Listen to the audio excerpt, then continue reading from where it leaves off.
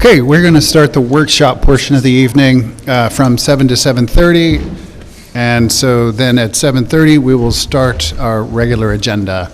And for workshop this evening, we have a few local laws that the city has asked us to review and share our feedback to them for. One of them having to do with, I don't know if there's a more technical name for it. I don't think there's a technical name for either one, so. And then whatever there's you some want. zoning map changes we want to discuss. So are you going to start us off? Sure. Which one do you want to talk about first? Eeny, meeny. You want to go? Zoning map changes. Len There says you zoning go. map. Len got it. That's the easy one. We gotta start off gently. Let's ease our Ease way our in. way into the meeting. Okay, so this is a local law that was referred from the city council to the planning board for its recommendations and review. This local law would amend the city's zoning map with respect to the parcels at 1 East Main Street, so that's for all of the condo units plus the common area at 1 East Main Street, to rezone it from the LI district, the light industrial district, to the CMS district. This was brought up by former building inspector Bruce Flower on one of his last days in office with the city of Beacon. He made a recommendation to Chris White, city administrator, for the rezoning of 1 East Main Street along with 7 East Main and Churchill, the Churchill parking lot owned by the city, from LI to CMS. And some of the reasons that he gave are in the memo, which is in your materials on the agenda. But generally, that area is kind of more dominated by retail and restaurant-type uses that you see in the CMS district versus the light industrial uses that you would see elsewhere in the city. Did So, it say that the restaurant uses were actually prohibited in LI too, so they were like, Food preparation is prohibited. I don't think restaurant per se is prohibited, if I recall. but there was a mismatch even though on top of the fact that it seems like it's more suited to CMS. Yeah, actually, Well, yeah, the restaurant and coffee house is prohibited in the So LI. you have Correct. Oh, prohibited. restaurant is, okay, I do Yeah. coffee. So Prohibited that's in they're actually LI. prohibited where they are, which doesn't make sense, so that's a good reason sort of. yeah, so the local law that has been presented would only be for 1 East Main. The city council decided not to include 7 East Main, which is the Hudson Brewery, and its own parking lot within the scope of this local law. So it would just be that 1 East Main area. You're going to ask why? Yeah, exactly. You can see my mouth Right. forming the question, why? Which is what I asked as well earlier today. And one of the reasons is that the owner of the Hudson Brewery was not in favor of rezoning to the CMS district based on his belief that it would limit his uses there.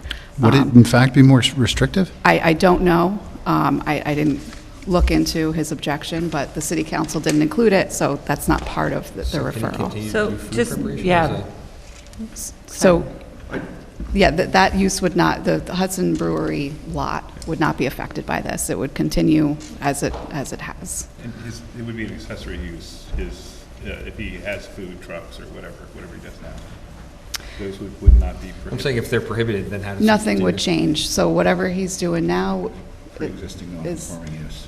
well, I don't think that it is, It's no. not pre-existing. No, his Well, use it'd is be- It would conforming. be pre-existing to a zoning change that Yeah. made it illegal.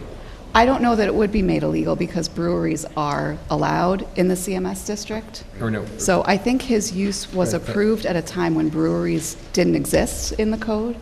So his use may have been classified at the time as like more of a manufacturing industrial use, which would not be permitted in CMS. But Right, so he regardless, was- breweries are permitted in But he's CMS. brewing quite a bit and selling it elsewhere, so would that be more of a manufacturing than? Possibly. Again, this is not something that I looked into for the purposes of the referral because it also- wasn't I mean, that- included, yeah. But it also, But selling food, which is prohibited in light industrial, right? He may not be himself. I think he has food trucks. He No, it's does. basically an Yeah, yeah. accessory use, which, Yeah. with regard to the other referral we got, was, we'll discuss that later Yeah. on. But, Well, I'm sorry. Yeah, so I think the city council is looking to you as far as your recommendations on whether it makes sense to rezone 1 East Main from LI to the CMS district. So I took a look at this at some length, and for what it's Okay. worth, I've spent a fair amount of time over the years contemplating changes to, with the creation of new zoning districts and changes. Yeah. If you look at the map,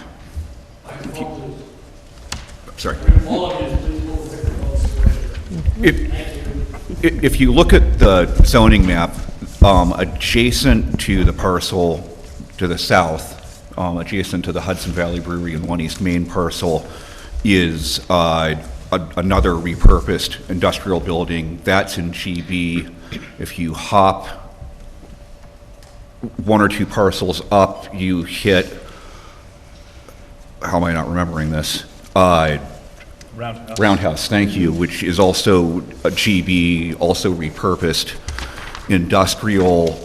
Looking at, first, looking at other areas on the map that are LI, the current usage of the parcels we're talking about doesn't match up very well. Yep. It looks to me like it matches up a lot better with GB. One thing I did, and this is coming at it from the rationale of if it ain't broke, don't fix it. You know, the reality is the two exigencies, or I don't know about exigencies, but issues that led Bruce to be raising this are 1 East Main is occupied by a multifamily dwelling and, among other things, a coffee shop, which are both prohibited LI uses. Both of those would be permitted uses in GB. Now, what's significant is, this is a spreadsheet I did in 15 minutes before the meeting, so I'm not guaranteeing this is 100% correct. I think it's 100% correct.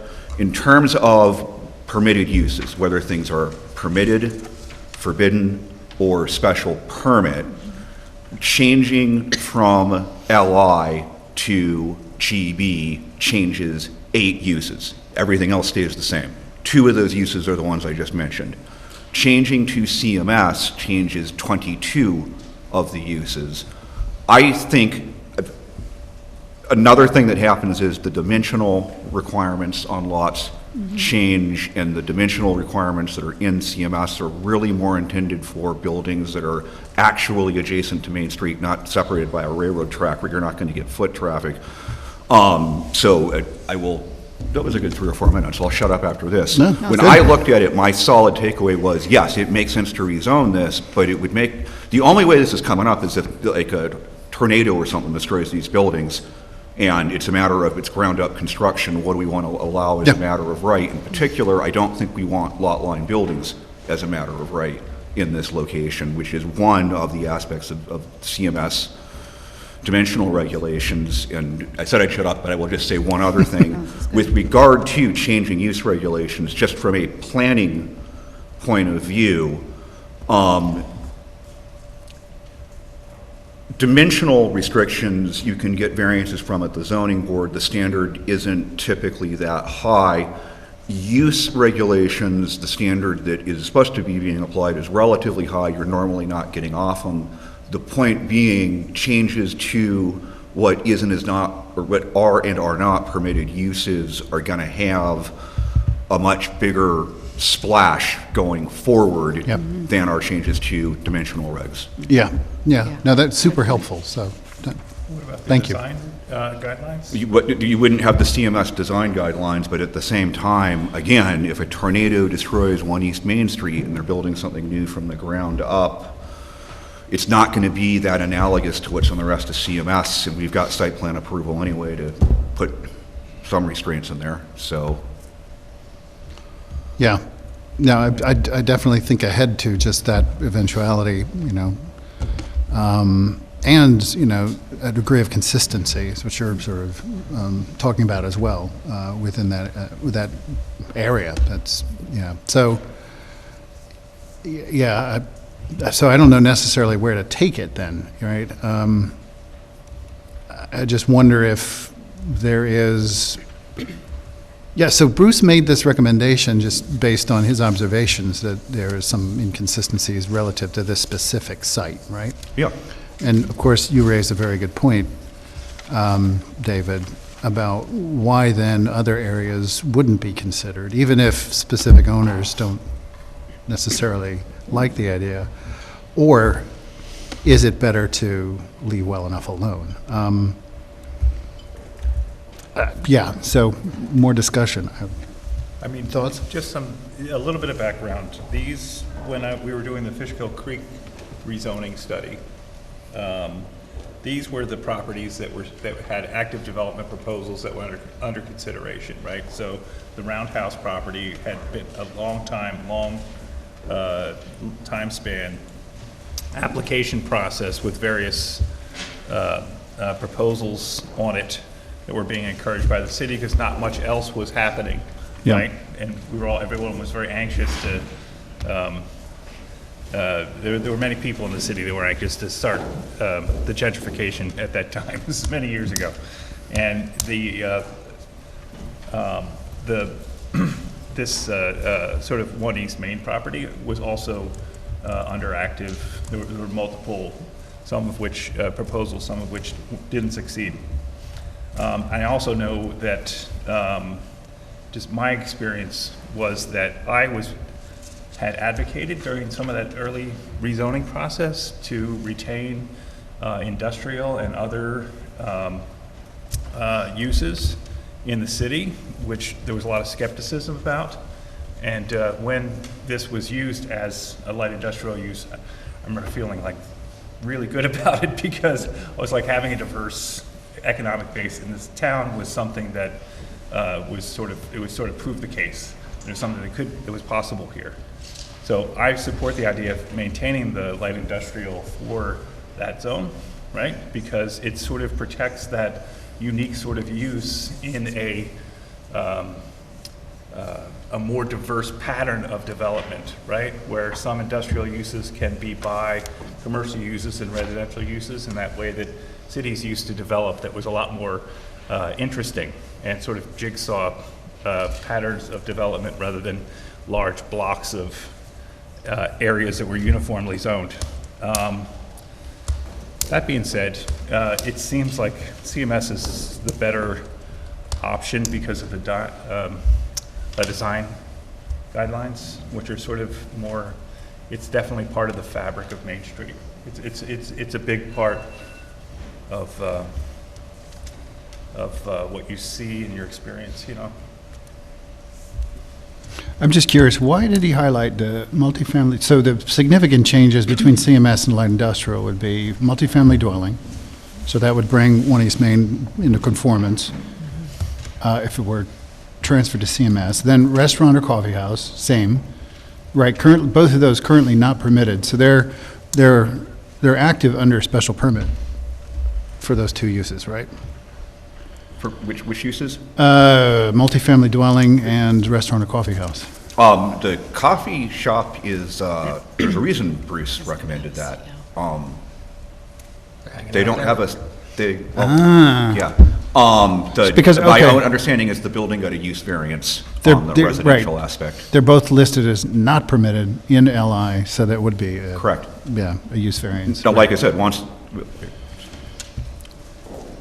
Yeah, so I mean, just from that standpoint alone, like what you're saying, what Kevin just mentioned, yeah, I mean, changing to CMS makes sense.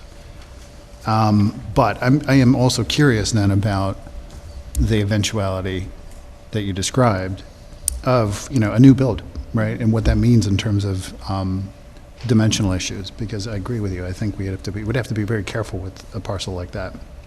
Just want to make sure I understand correctly, because I found your information well-reasoned, but you're saying that because of the railroad tracks separate the building footprint from Main Street, that some of the CMS requirements for having that frontage immediately on Main Street would just cause a headache if you had to put something back from scratch?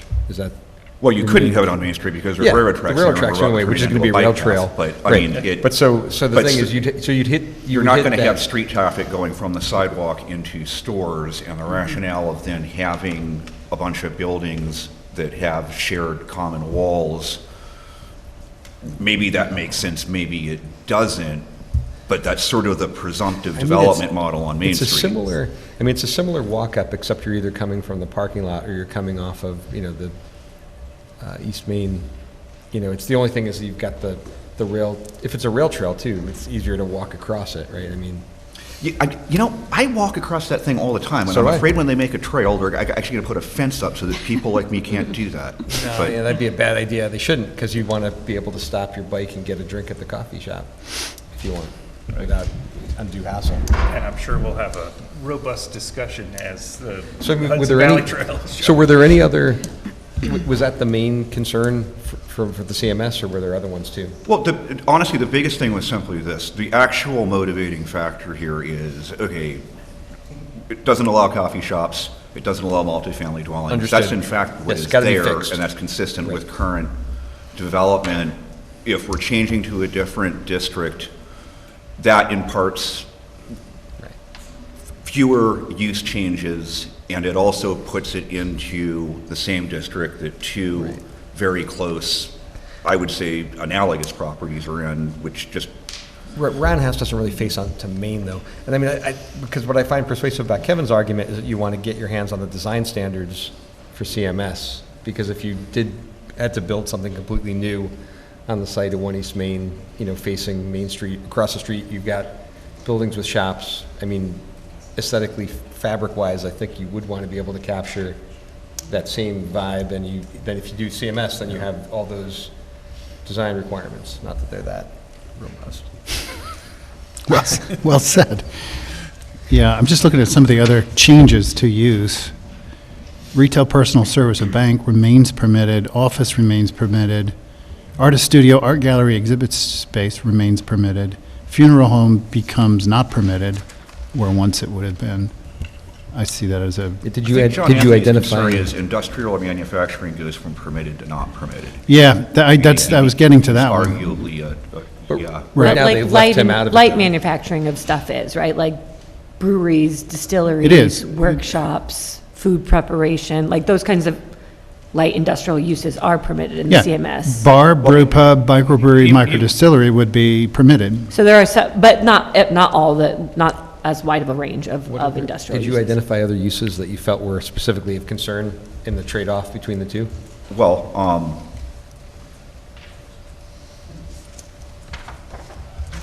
I mean, there's a whole list of things that in various respects change. Let's see.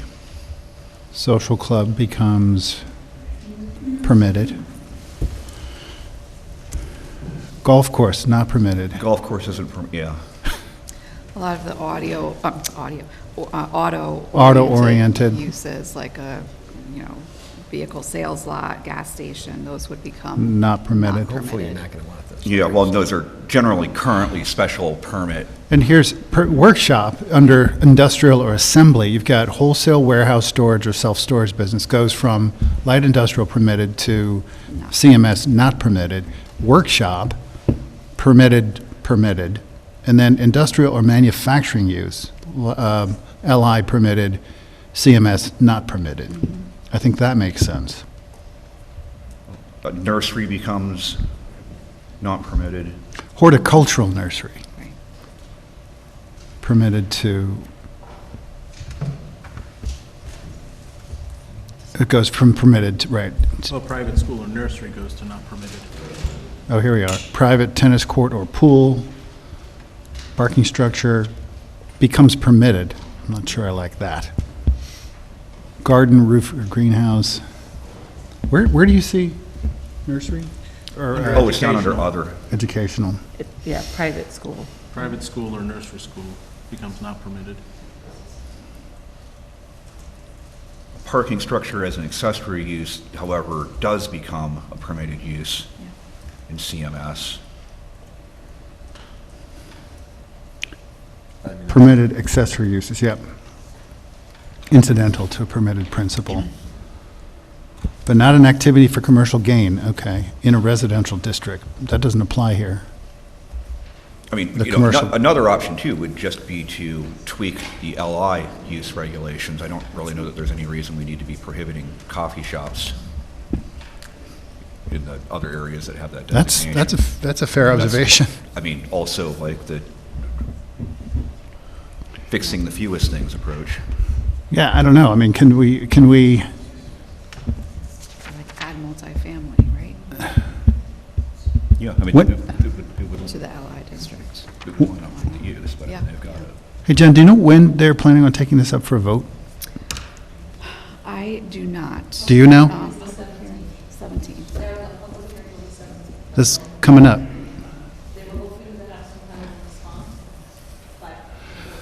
I love how they spring these things on us. Jeez. You really want to have multifamily and light industrial?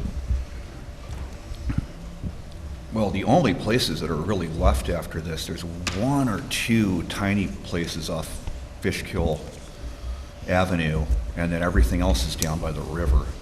A lot of stuff that doesn't really For, seem, for LI, yeah, yeah. not particularly usable.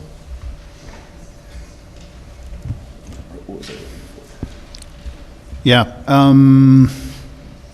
We're only dealing with the one parcel. I just One think is- that if that option of like allowing multifamily and LI would require a little bit more, I think that would require some more analysis. I think that's why you're asking about timing, right? To just look a little bit more at all the LI districts, and I'm all for mixing, like moving towards more mixed-use districts.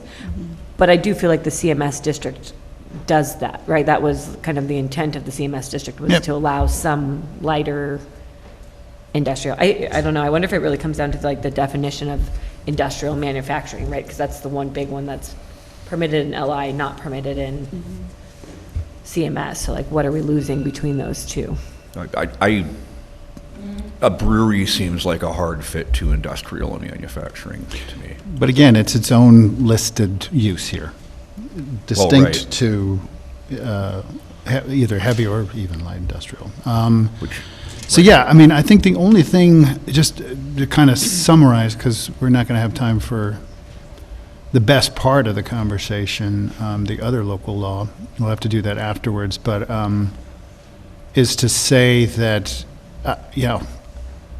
I'm still going back to this idea of what the dimensional impact is in change of district between light industrial and CMS, and then what potential full build impact that has on this particular lot. Right? I just don't know what that is. I don't think any of us do. So we don't really have enough on that specifically. When we talk only about uses, yeah, it does make sense. But what the ultimate potential looks like for that lot as CMS is not clear, and we'd rather have more information on that. Right, I mean, we have the schedule of dimensional regulations, which we can look at. Well, we got but a few I don't know minutes. that the time, we have the time to really analyze. We got 5 minutes. there's a 1,500 square foot minimum lot size in LI. There's no minimum lot size in CMS. That's a change. There is a 20-foot side yard requirement in LI. It's 0 in CMS. Yeah, that's And big. there is 20% minimum open space in LI, but 10% in CMS. And there's some other differences here and there, but I'd say that's the high points. What Those are are the GB? significant. Yeah, what Yes, are, I know. can you go through the GB regulations? GB does not have any open space, so that's going the other way. However, it's also a 1,500 square foot minimum lot size, and it's also a 20-foot side yard requirement. So it's, the dimensional restrictions are a lot closer, at least as compared with CMS. No Now, like I said, from a planning No point of view, minimum lot it's- size, but it's- minimum lot area per unit. So like, that's just speaking to I tell you, housing density. So there's no minimum lot size. LI is minimum 60 wide, 100 the- feet deep. Oh, GB I thought Karen is- had asked about Yeah. GB, right? GB to CMS, neither has a minimum lot size No, GB has a minimum lot size of 1,500 per unit, per unit. lot area, yeah. There's no minimum lot width in GB, it's 100 feet in depth, it's 60 by 100 in LI, and then it's 0 by 75 in CMS. So no minimum, you could have a 5,000 square foot lot. There's no minimum lot size, but if you're putting residential on there, you have to have 1,500 square feet per Per unit. unit that you're putting on there. So Yep. it does limit density in a way that CMS does not. Right? That's the Yeah. 1,500, yeah. So that's another impactful, I think that the comparison with the GB is more compelling. You know, I think that the broader uses allowed, given the location of the site, and should it be blown over in a hurricane, you know, the size of the lot. I think I agree about the diversity of uses and mixed use. I understand the design standards not being applied in the GB, but, you know, I think we have dealt with lots like the one on 52 across from the gas station. Like, we didn't have such strict design guidelines on that in the transitional zone, and, you know, we make the best of it. That wasn't that great, though. making the best of it takes a lot of energy. The result was not super thrilling. Yeah, no, so here's I mean, what I I feel would like the say. design guidelines for the CMS are, you know, it's a materiality in the direction of the windows. I mean, I know. It's something, it's something. it's not a lot. It's all about the trade-off, right? I mean, given that we have only a couple minutes left in our Yeah. workshop. I mean, I'd rather see a diversity of uses. Uses. Yeah, I mean, what I would say to the council respectfully is, when it comes to use, a switch from LI to GMS seems appropriate. However, it's not clear, and we would suggest you look more closely at those other issues that we just described. Yeah, the lot setbacks are That's a big issue. and density, because you know what I'm hearing is that there is a potential for greater density in GMS. In And that could- CMS. Yeah. In CMS. Yeah. Mhm. So that could be a potential issue as well. You know, unintended consequences. So for all intents and purposes, we're sharing that we believe that there is more study of this necessary before the city. Another thing, I don't know that they've looked at the comprehensive plan, just to make sure that there's nothing in the comprehensive plan that would speak directly to, you know, to Kevin's point, you know, retaining a diversity of, you know, allowing industrial uses and a diversity of economic, you know, generators. I think it's wise to point them Yeah. back to the comprehensive plan, Yeah, just always. to make sure Yeah. that I would be it's not surprised if Lee inconsistent. weren't thinking comprehensive plan, but I'm sure he he's he looked uses at it as his Bible. Natalie, were you advising the city council directly, or can we have your input here? Yeah, I'm sure the council, I could give it to both you and the council in terms of the change. Happy to look at it. I mean, I think David started a good analysis of kind of comparing the various districts and the options. Like, I will just say, you still do get a diversity of uses in the CMS. Like, it is one of the most diverse in terms of like the uses are allowed. But I think doing a little comparison, adding GB into that, right? So looking at LI Yeah. to CMS to GB could be a good analysis. Yeah. Yeah. In terms of dimension and uses, not just use. Yep. Yeah. Wow, we did good. We landed right on 7:30. So that brings us to our regular agenda. Welcome, everybody, to the March 2025 meeting of the City of Beacon Planning Board. We are going to begin our business with, we have minutes to approve from last month. Are there any changes that we need to memorialize? No? So, as is, motion to enter last month's meeting notes into the record. Motion. Motion by David, second. Second? Second by Kevin, all in favor? Aye. Aye. Let's see.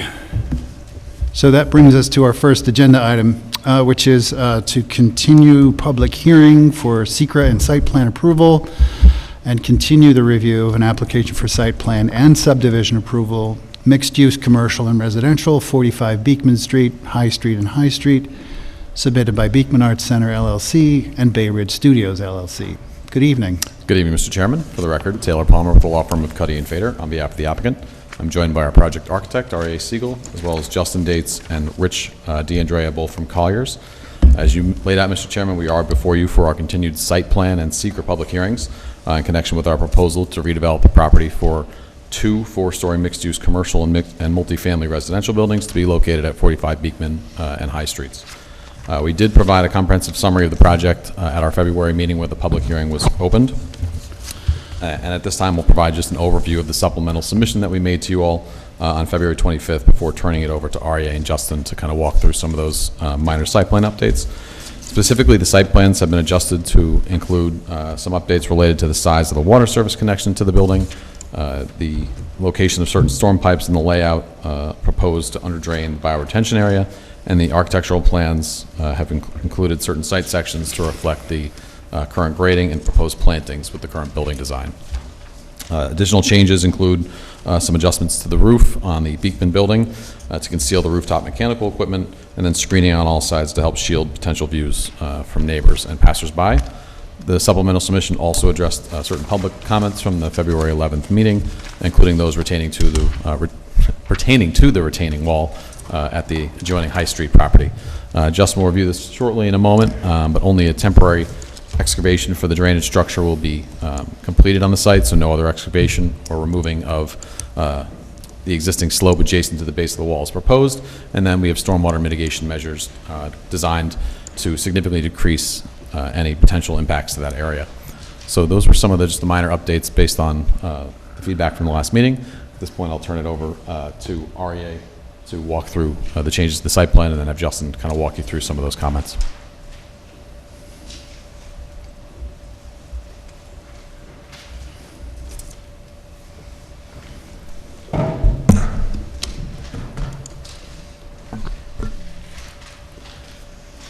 Good evening.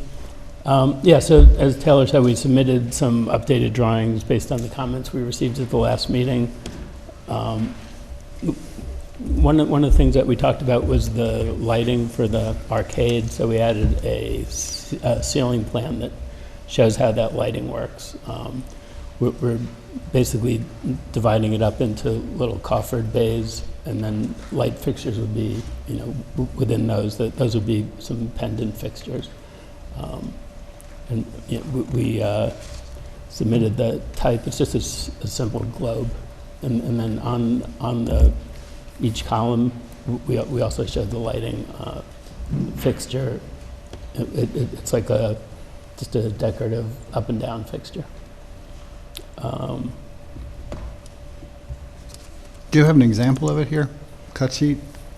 The light fixture? Yeah. Hold on. Do you have that on your... Hold on, let me just see what drawing it's in. Was that part of the architectural review? Which? The applied lighting fixtures? We talked about it at the last meeting, just to get a better idea.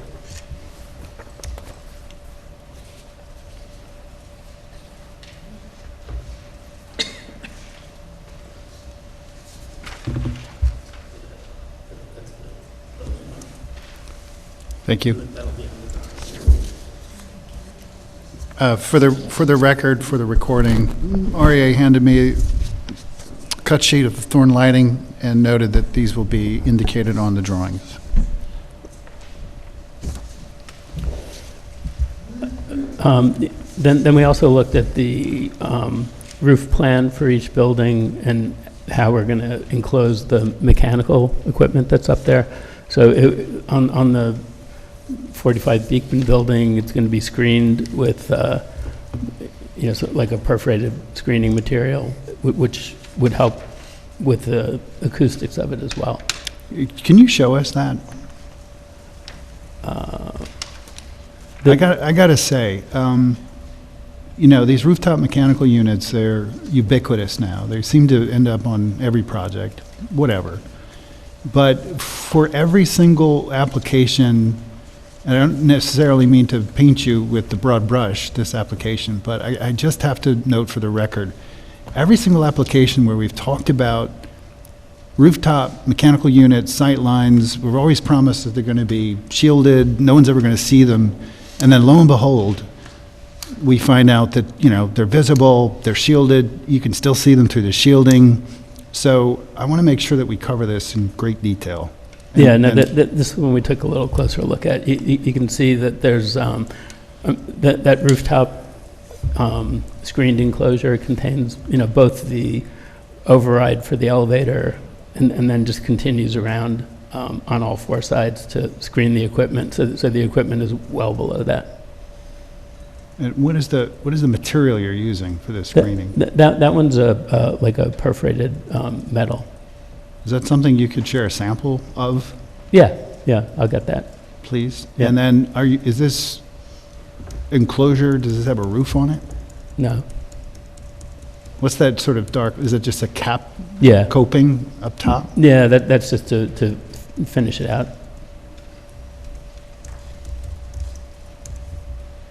And that's the only location you have rooftop mechanical units? Yeah, that would fit all the condensers for the building. And do you include a roofing plan, a roof plan, Yeah. showing the location of these units?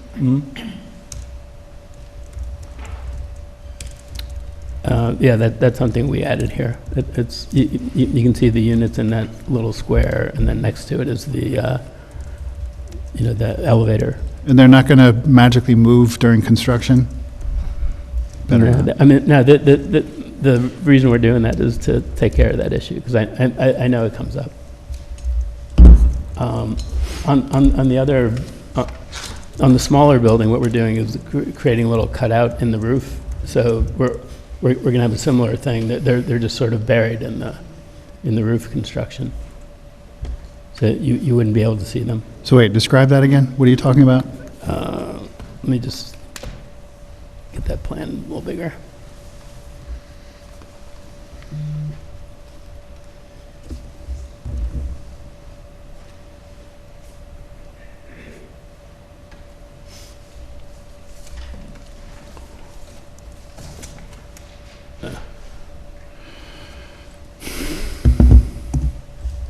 Okay. So you know how we have that little system of gable roof and dormers up on top of the building near High Street? So what we're going to do is in the middle there, we're going to carve a little sunken area out of that roof system, and those the mechanical equipment would be in there. So it's like 4 or 5 feet below the roof peak, so you wouldn't see that either.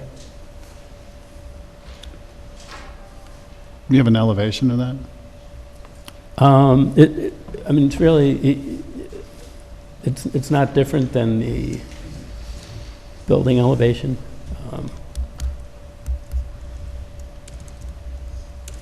I mean, basically, it's buried behind the gable system there.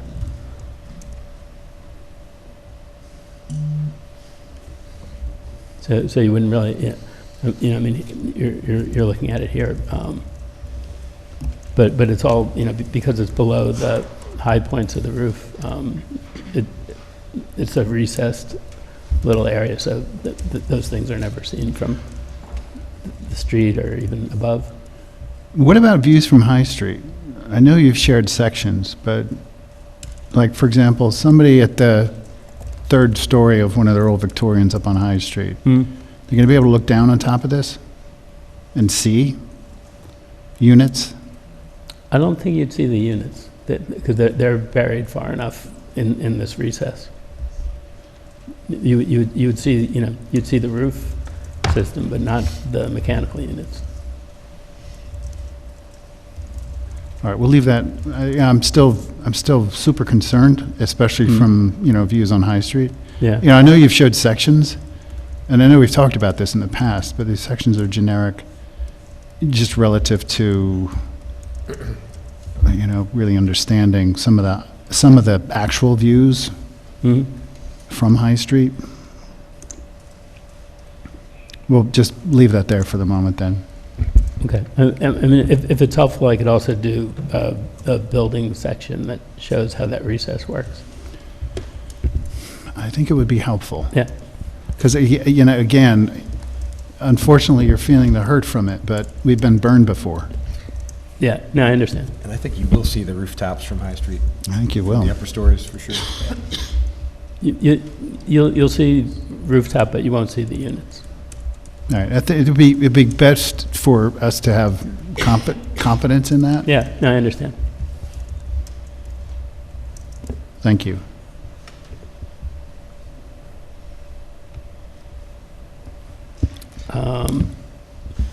Yeah, so while we're here, we also updated the site sections to show a little bit more of what's happening with the proposed landscaping, how it relates to the existing landscaping.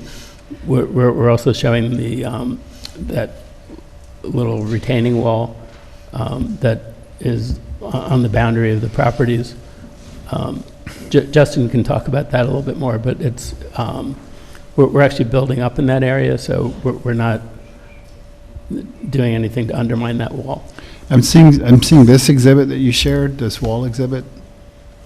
Is that intended to describe the extent of the grading you're doing adjacent to the wall? This guy? Oh, yeah, I'm gonna. Yep. Okay, all Yeah. right, when we get to it. Yeah, we'll get to that one. Are we going to get to that? Hmm? Are we going to get to that wall and that's Yep. later? Okay. Oh, yeah. Okay, so then we also, between the last meeting and now, there was more discussion with Central Hudson about the utility pole at the corner. So it looks like that would be very difficult to move. So I'm going to incorporate that into the views, so you can, see how that works, and we'll see if we can incorporate it into the design any better. But we were talking about possibly moving that utility pole, but that looks like it's going to be very difficult. Yeah, I'm thinking back to last month's sort of side-by-side Yeah, that Natalie put together. yeah, and we'll add that to our rendering so you can, see the relationship.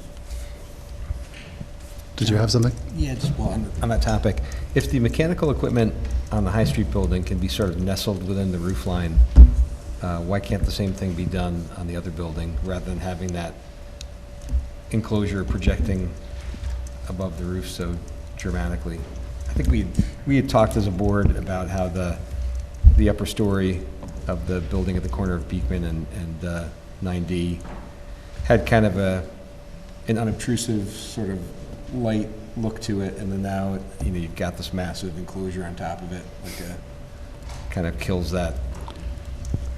Well, it was either, basically what we were trying to do is address both of those issues.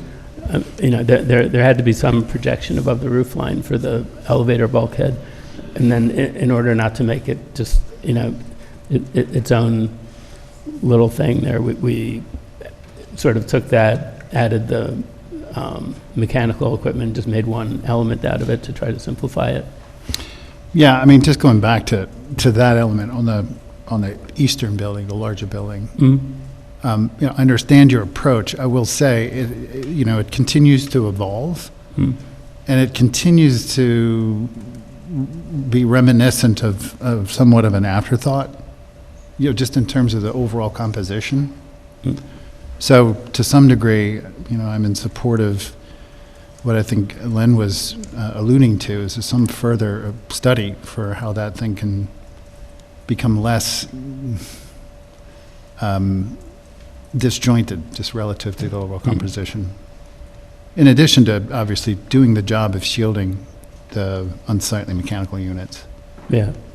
Yeah, I mean, as the problem has arisen, if there's nothing there, then you can see them, so it really, the screen itself is going to have a presence there. I know, so what you're saying is, because they're there, we have to screen them. Right. So you're going to see something that's screening them.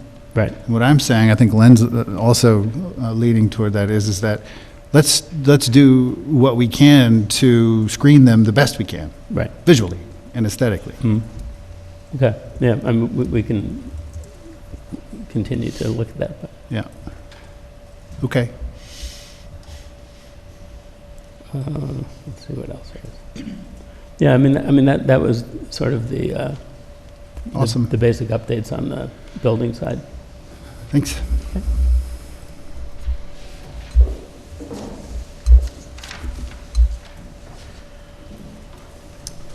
Good evening, Justin Dates, Colliers Engineering and Design. So from our last submission, I'll give a few updates that we provided. One was, there was a handful of comments from Mr. Russo's letter that we addressed that were coordinated. Water utilities sizing, some updates or more detailing on the bioretention area and under drain, things of that nature that we provided on the updated plans and responded to those comments. We also, we had a meeting at the site with Central Hudson. As we had mentioned last time, that was being scheduled. We met them on site to review the existing utility poles. There's really 3 that we looked at that would be impacted by the project.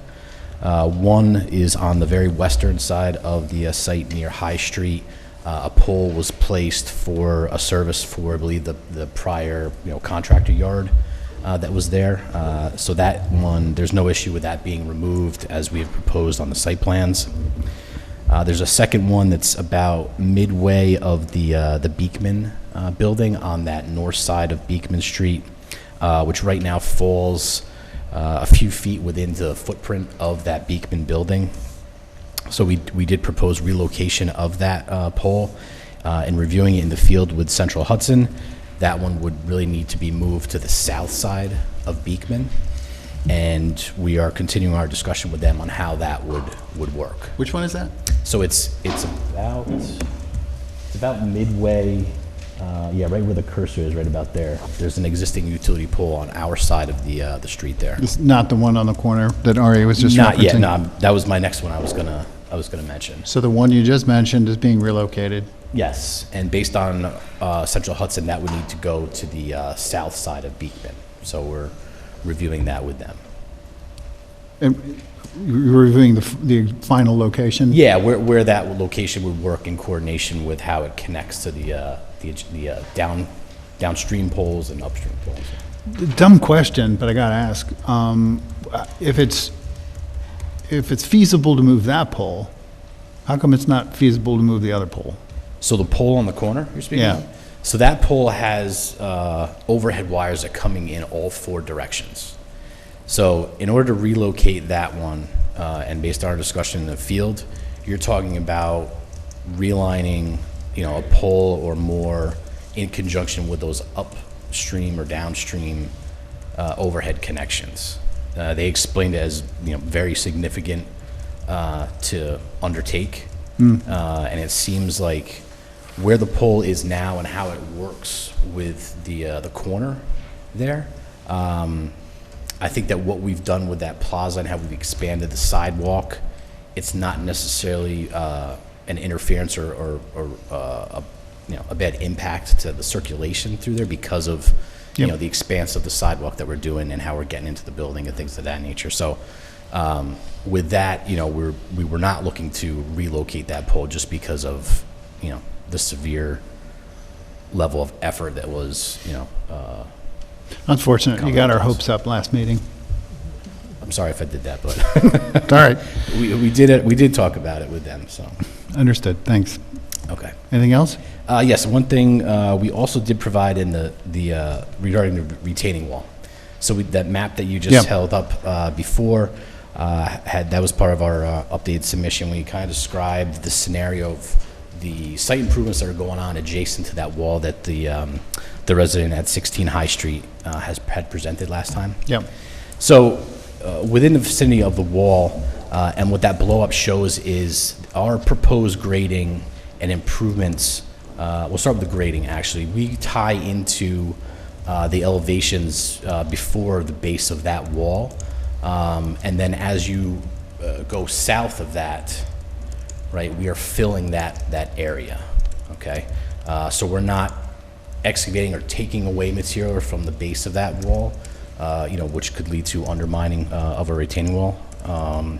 We are actually filling up that area. The slope there is, maybe a 1-on-3 or, maybe a 1-on-2 in some instances. We're actually, leveling that area out based on some of the improvements that are going there adjacent to the wall. We've also proposed a drainage swale at the base, and we do have a catch basin there. That's the one temporary excavation that we have near the wall to put in that catch basin, and that's where the swale would tie in for drainage at the base. So we do, overall, we believe we're improving, the drainage in that area with the development improvements, as well as, curbing, parking, things of that nature are all quite removed from that wall itself. So what you're saying is that these contours are redirecting, this is intended to direct water away. Oh, sorry. Yeah, so that drain inlet there is the low point. Yeah. So Oh, we're- water's going in that direction. We're catching, this is a swell, and this is a swell. So that's catching the water at the base of the wall, Yep, getting got it. away It's being from the wall. collected. Okay. The highlighted elevations on there are the difference in grade. Is that what you're adding, the yellow? Yes. Just in So terms of- if it's, Yeah. they're basically all plus, so that shows you how much fill is being placed from existing grade to proposed grade. So you can see that they're all, on an average in this particular area, 4 feet or so. That area is getting raised up, plus or minus.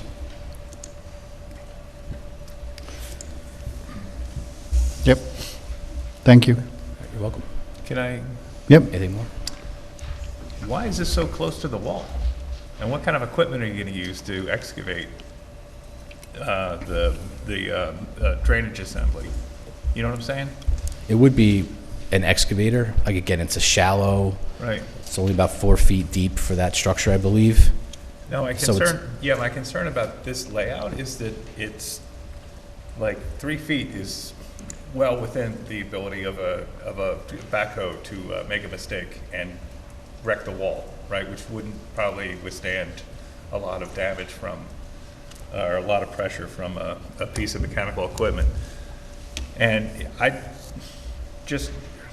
it seems like if you just place this, about 3 more or 4 more feet away, you could achieve the same result. And the other question I had was, is this just taking surface water? Does this need to get put It into is- the detention or retention structure? This does not. No, It's- this is surface water that's the low point, and it's tied into the site drainage system that goes west.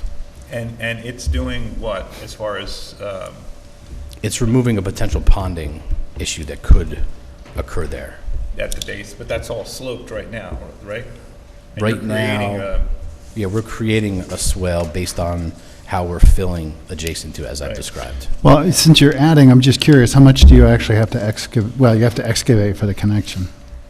Yeah. I mean, You know what I'm saying? to Kevin's point, could that drain inlet, could we shift that a little further away from the wall? I mean, we could look at that. That's a possibility. Save a If couple. the concern is, I mean, we're still like 4 feet away from that wall. Yeah, but that's like, I can reach 4 Yeah. feet with my hands. Sure, sure. I mean, And- obviously, there's and some the level of depth- safety and Yeah. things of that have to be implored on the excavators. And when you operator. excavate, right, there's Yeah. a certain angle of the hole, or whatever that is, the angle of, For a 4 foot, it's not Repose? as, yeah, it's not required as significantly as a deeper no, trench but would be. I'm concerned that there wasn't any reason, or I'm not, if there's, He already mentioned that there's a possibility of moving Yeah, we that a could- little bit further away from the wall. We could look at that. Or Yeah.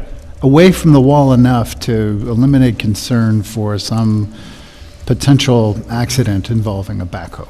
Can you move it towards where the two walls come together at the point, so that He's got this pad in the way.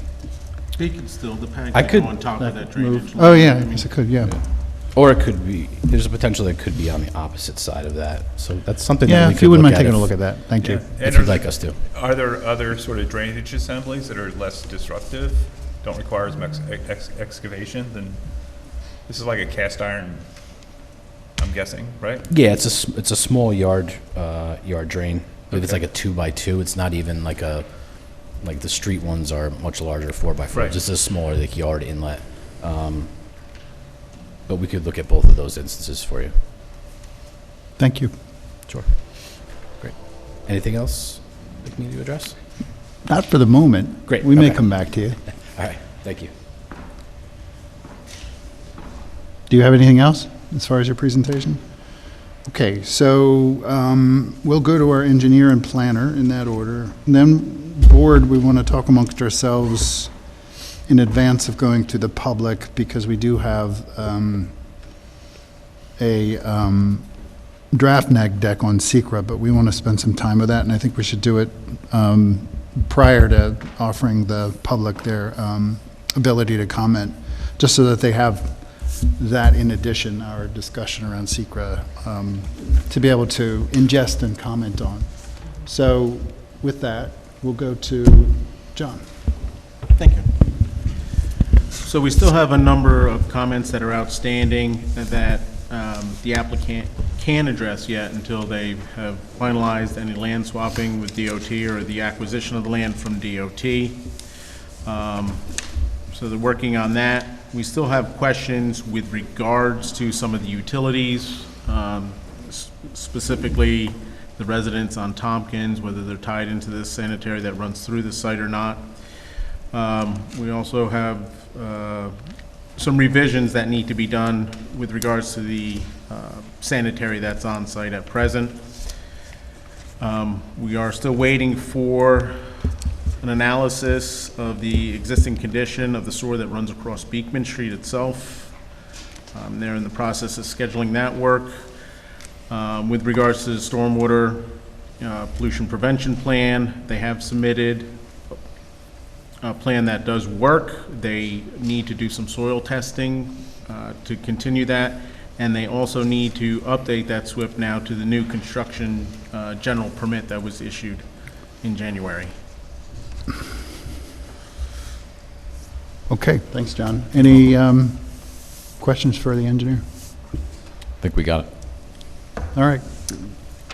Natalie. My comment, there, not much of this submission, I think the submission focused a lot on the utilities and kind of those sheets of the plan set. Yeah. I think my major overarching comment is the board has been reviewing this application for over a year now, and I think we've been getting pieces of revision. So Yep. now that we're getting towards the end of you guys, asking for secret determinations and potential approvals, it would be good to have the full site plan set, right? Have the full set together, full architectural set. I think that'll allow us to do a more comprehensive review to make sure that everything is consistent and lining up, and that everything we discussed in previous meetings has been retained and carried over for the final set. So I No think problem. that would help with my review for the next meeting.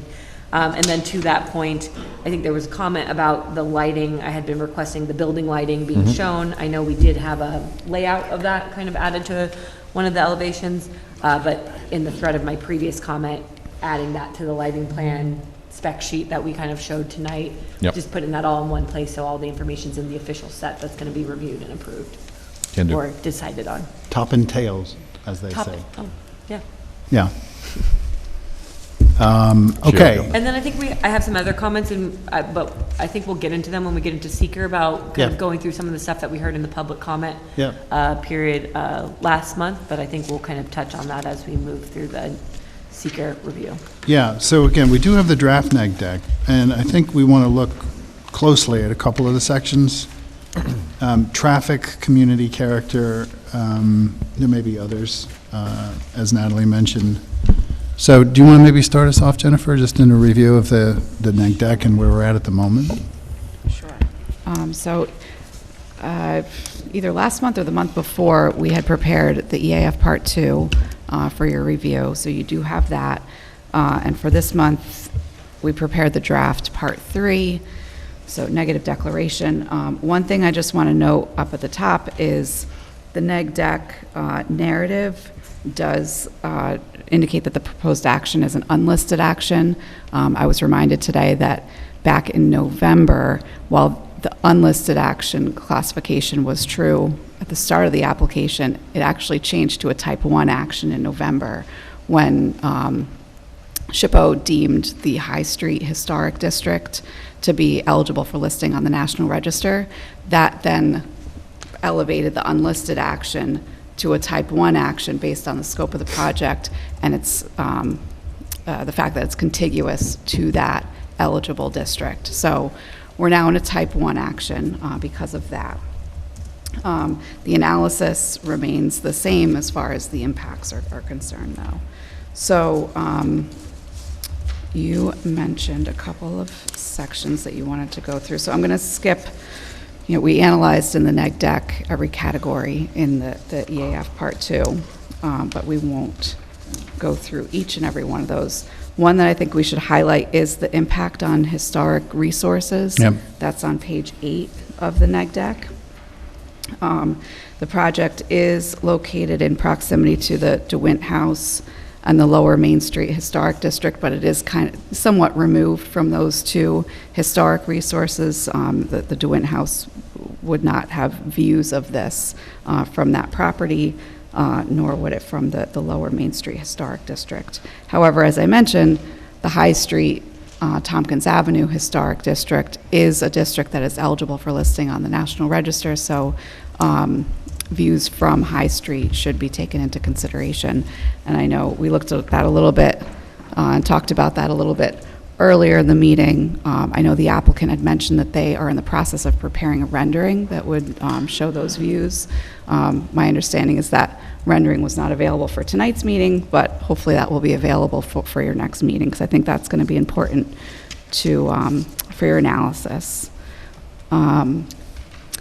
And then a portion of the property is located in the HDLO district, the portion sort of on the corner of High and Beekman, where the former contractor's yard used to be, in that location. So that is relevant as well. Transportation, I'll move to transportation unless there's any I was just discussion going to on say on the historic. SHPO, when you guys are preparing the view shed, do we have consultation with SHPO as well through the CRIS system? We do, and we're following up with them as well. Okay, Yep. perfect. If we can include that in the submission, Yep. that'd be great. Thank you. So for transportation, obviously, the applicant submitted a traffic impact study that's been reviewed by Creighton Manning, your professional traffic consultant. The neg deck outlines the 5 intersections that were studied in the traffic impact study. 90 in Verplank, 90 in Tompkins Avenue and Ralph Street, 90 in Beekman Street and West Church, 90 and Main Street, Municipal Plaza, and Beekman Street and High Street.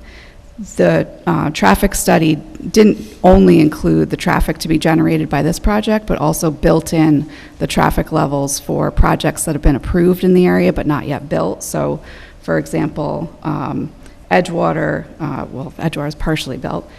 Beekman Commons, which is the 16 West Main Street project that was approved several years ago for about 60-something units. It included Prophecy Theater, the 1113 Walcott, 364 Main, and Miraboo Beacon. So all the traffic from those projects were built in. The applicant also studied, at the request of the planning board, the possible addition of a southbound right turn lane. That analysis is included in the neg deck.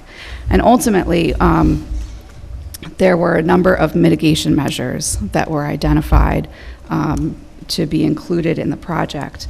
The traffic impact study demonstrated that the intersection at 9D and Beekman and West Church Street, while it has current operational constraints during the study periods, those constraints are going to be exacerbated in the build conditions. So for that reason, there are some mitigation measures that are proposed. Those include traffic signal phasing and timing modifications for that particular intersection, as well as the intersection at Main Street and Municipal Plaza, so that those are coordinated, as well also as continued monitoring of the Route 9D and Tompkins Avenue intersection. And if you remember, this is the same mitigation measure and condition that we've put on a number of projects that have been approved in this area to have a post-occupancy monitoring study done. This was for Edgewater, this was for, I believe it was for 16 West Main, and another project which is escaping me at this moment.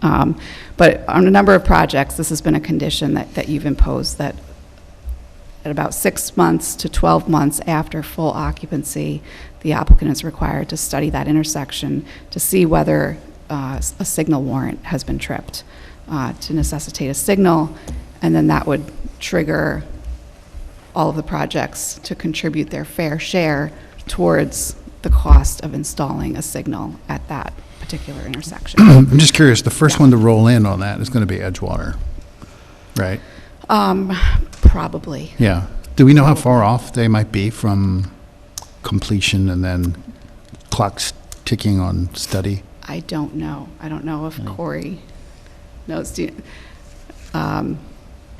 Edgewater is close to their Just last curious. CO, Yeah, just how close do you think we are, if you know. if you know? So with Edgewater, there's, like you already said, there's 3 buildings that are fully CO'd. They're about 80% occupancy. We just issued the foundation and footing permits for buildings 3 and 4. Not to go up with framing yet, but those are at least started, so you're still a ways away. I Yeah. don't want to put a timeline on it, but Yeah. it's moving, but it's Yeah. still got some time to go. Still a ways away. Thank you. So the other thing that's addressed in the transportation section is parking.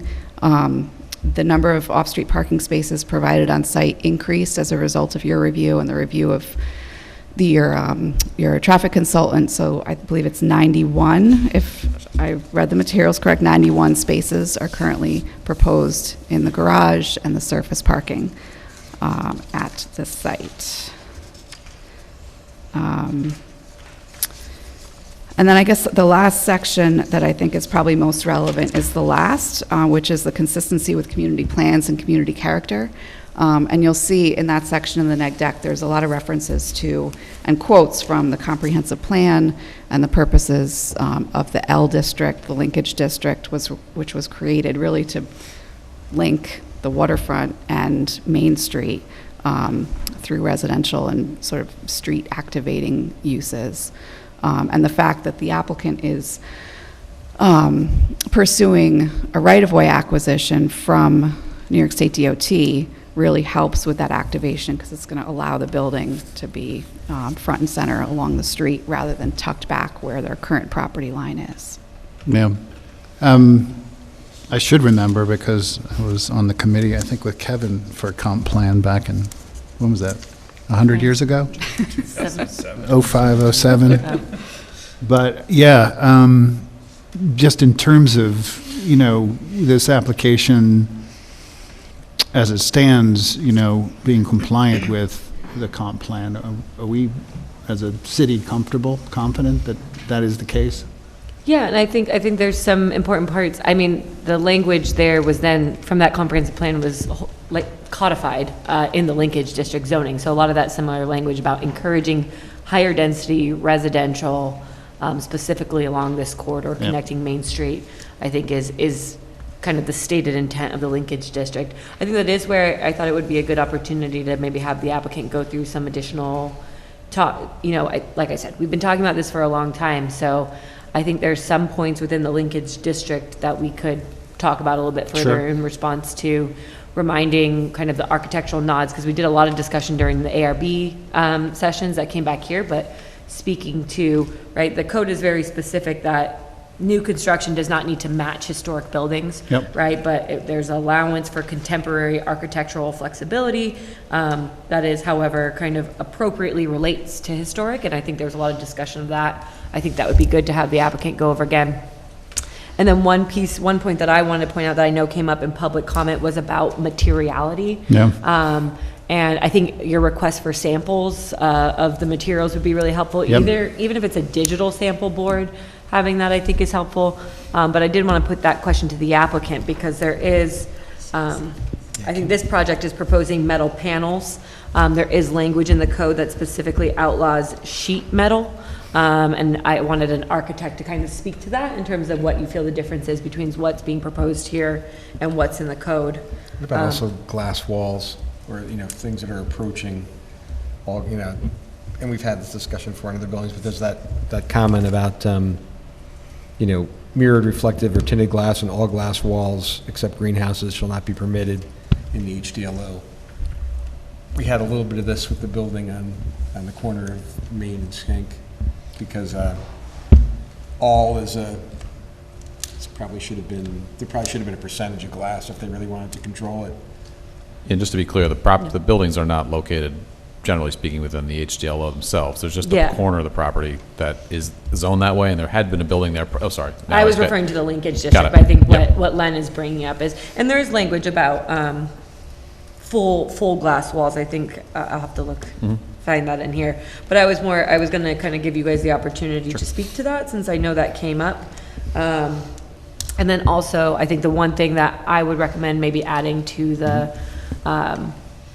conversation within the neg deck is linkage district is very unique in that it talks about kind of this division of the public space in front of a building, right? There's the building transition, there's the pedestrian clearway, and then there's the street transition, and there's various requirements for each one of those sections. And we talked a lot about that at the very beginning of this review of this site plan. I think there's ability to encourage kind of certain materials within that street transition, and we talked a lot about that. So I think that would be good to also integrate that conversation, because I believe where we landed on that was because of, I'll let the engineers speak to this, because I think that's what it ultimately came down to, but because of utilities, safe distances and things like that, that it wasn't practical to put street trees and benches within the street transition as is encouraged by the code, but instead that got moved adjacent to the building. And if you could speak to that and how you feel like that still addresses kind of the intent of the linkage district of providing those amenities for pedestrians along Beekman. So those are my comments. A lot of them tied into that, but I think the general comprehensive plan and the linkage district are definitely looking for higher density than what is maybe historically or currently there residential along this corridor. This is one of the areas that's been identified for in the city versus others. So I do think it is addressing that intent head on. Okay, thank you. Did you get all that? I think I did. It's recorded. Yeah, it is. And I know we're going to put in a supplemental submission to you all, but I can certainly start to try and chip through some of that if the board sees fit. I know we have public comments tonight, but would you like me to?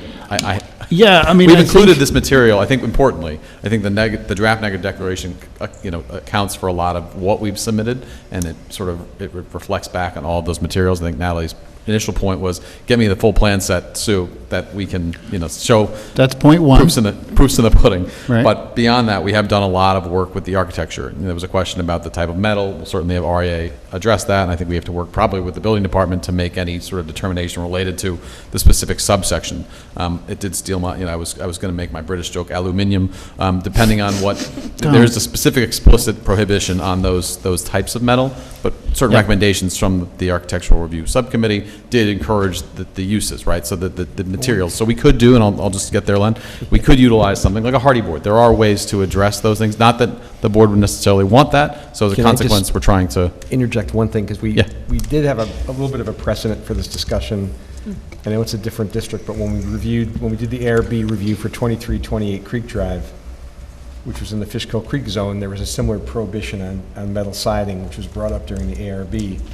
And at the time, for what it's worth, John Clark went back and said, I know the intent of what was written at that point, and it was to prevent like corrugated siding. So he said, if we're dealing with an architectural project, product, it's a sheet metal product. That's like going back to the founding fathers for the original reading. Of To Len's point, the code explicitly says, or other material deemed acceptable by the planning board. So we're not trying to open that discussion more detail tonight. We're going to address it. We do need to work with the building department to make sure it fits. I think that is a good example that Len brought up, but we're going to make sure that whatever is used would either be permissive, or we'd have to seek ultimately a variance if we didn't change that material, if it's deemed that this can't be done. And that would be the process there. I'm just astounded by Len's memory. I was That's helpful. quite surprised when I looked up this design standard and saw that it said in ambiguous language, aluminum or metal siding or sheet and we trim, just using the word shall. We specifically addressed that same issue with the ARB review of 2328. It's like I said, it's the Fishkill Creek development zone, but it had the same language in it. And John Clark said the specific intent when we wrote that was to prevent things like corrugated, like very industrial, product. Yeah, not I think substituted. also. So we can definitely discuss it, but These are legal codes. But I think the application of sheet in there, right? So I think metal sheet that's where I started to go to, Len, without knowing what John Clark's original was. is Unfortunately for the that- board, to Natalie's point, will be the building inspector that Yeah. has to make that decision. Normally, so- when we interpret laws, we apply the ordinary and regular meaning to the language, and we don't get into this, what somebody who was collaterally involved with enacting the law thought was the actual intent. Right. That's- So the primary material, I think going back to Natalie's point, the primary material of this building is brick. You know, we came up with these discussions during the ARB, and we're going to continue to work on that. I mean, it's small portions of, and panels of the building. So I think we're going to be able to address that. We'll work through it collectively.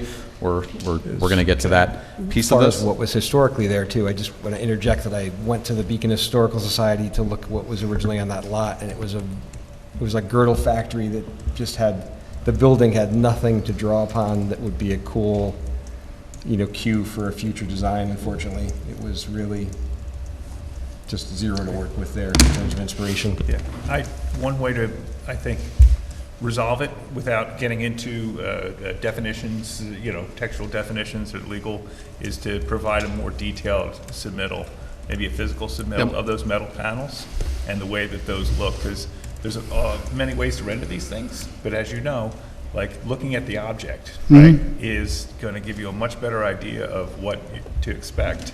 It's a custom color, it's all sorts of other, there are all sorts of specific things that have been worked through on that. Yeah, yeah, and again, the way I read it is it doesn't necessarily prohibit all metal, and that there are certain Correct. instances where We agree. metals are an appropriate. Sheet metal, yep, and aluminum. But turning back to the comments also that Natalie brought up, there were some design elements and considerations. I think Natalie did a great job of sort of detailing, and those that are in the audience have likely taken the turn down Beekman and seen where the existing buildings are set into the hill. The applicant has taken a significant undertaking by contacting the New York State DOT and the Federal Highway, because back during urban renewal, there was effectively the DOT and Federal Highway had to work together to make that acquisition and move forward. So that's an extensive discussion that's been well underway, and there's a group called PURG, I call it Purgatory, where the matter still remains with DOT and Federal Highway to sort of finalize it, but it's all been positive feedback. We anticipate to be able to move forward, but what that does is bring our buildings up to the frontage and help activate that streetscape. Our site plan does show it, and we've really worked hard to adjust how street trees or benches or access, meaning access points down by High Street into the building, how the interrelation at the corner with Beekman and 9D works. So all these things are being integrated to sort of, again, create, I think the chairman said early on, we want to make sure that this is an opportunity and one that's well addressed in a way that really, sets this building apart. Some of the ways that we've done that, the building on Beekman and High Street has been designed to incorporate gable roofs and dormers with the design of nearby Victorian residences. The corner towers at both proposed buildings are intended to evoke the turrets found in several of the surrounding residences.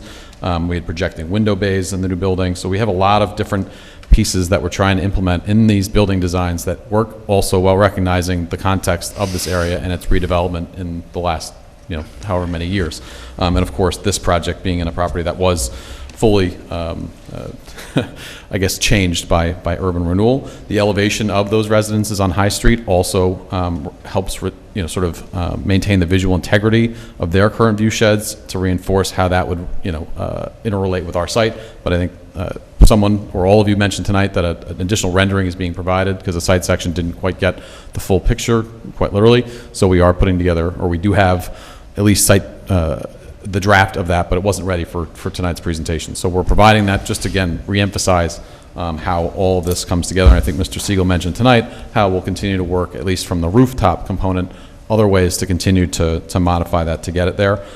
We do have a significant landscaping plan, other implementations there. So we are sort of, your draft negative declaration does a great job of speaking to how it interrelates with community character, linking to the waterfront downtown, encouraging residential development, as Natalie mentioned. There are a host of, the project really was designed to do that and has gone above the call of duty when it went to the DOT to try and bring this building closer to the frontages. So I hope I identified a lot of that, but a lot of this is in our submissions, but now it's for us to, and we did provide a detailed, sort of I call it seeker submission that laid out each of these different factors, but to the extent I missed any, I'll review the video and we'll put that in writing. Yep. So again, a little bit more work to do on the SECRA, and then, anticipating next month's looking at view sheds. Yes. So with that, unless there's any other discussion around the board on any other topics we discussed, we are in public hearing for SECRA and site plan. So those of you from the public who would like to share your thoughts and comments with us, please do so. Just be reminded that we put a 5-minute limit on comments, and do your best to try not to repeat. If you've submitted in writing, we have that in writing and on the record. You don't necessarily have to come up and repeat yourselves, but you're welcome to. And yeah, Teresa, you're chomping at the bit. Good evening, thank you. I think I saw you hiking today. The deterioration of the city's historic overlay districts, viewsheds, and natural environment is already evident, with significant disappearances happening daily before our eyes. Last night at the city's workshop, we heard the mayor and the administrator say that revising the comprehensive plan is not that high on their to-do list, to the outcry of a majority of the council members. Our current comprehensive plan includes plans for improving the streetscape between Main Street and the train station along Beekman Street and West Main Street. However, what we're witnessing at this level is a push for high-density development that leaves no room for fresh air or true open spaces up the hill to Main Street, rather just a mass build-out on every corner. At the last planning board meeting, you made numerous comments about how you did not want to see a 4-story build-out merging the 2 Rose Hill Manor properties with a large hotel and conference center on what you called the gateway into Beacon from the south. Yet entering the gateway into the city from Beacon from the north, less than 0.6 miles in the opposite direction, you're still encouraging a monstrosity to emerge from the ground on Beekman Street and High Street. Main Street and High Street are the historic districts, and if not legally binding on paper, they should be. Our historic charm is what is driving tourism. Our landmark preservation oversight barely exists. I'm not blaming you, but the city. An architectural review board is not the same as an actual historic preservation commission. Every surrounding city and municipality in the Mid-Hudson region has one. Please put a nail in this coffin and say no to these submissions as submitted before they are allowed to put a single shovel in the ground. Thank you. Thank you. Anyone else?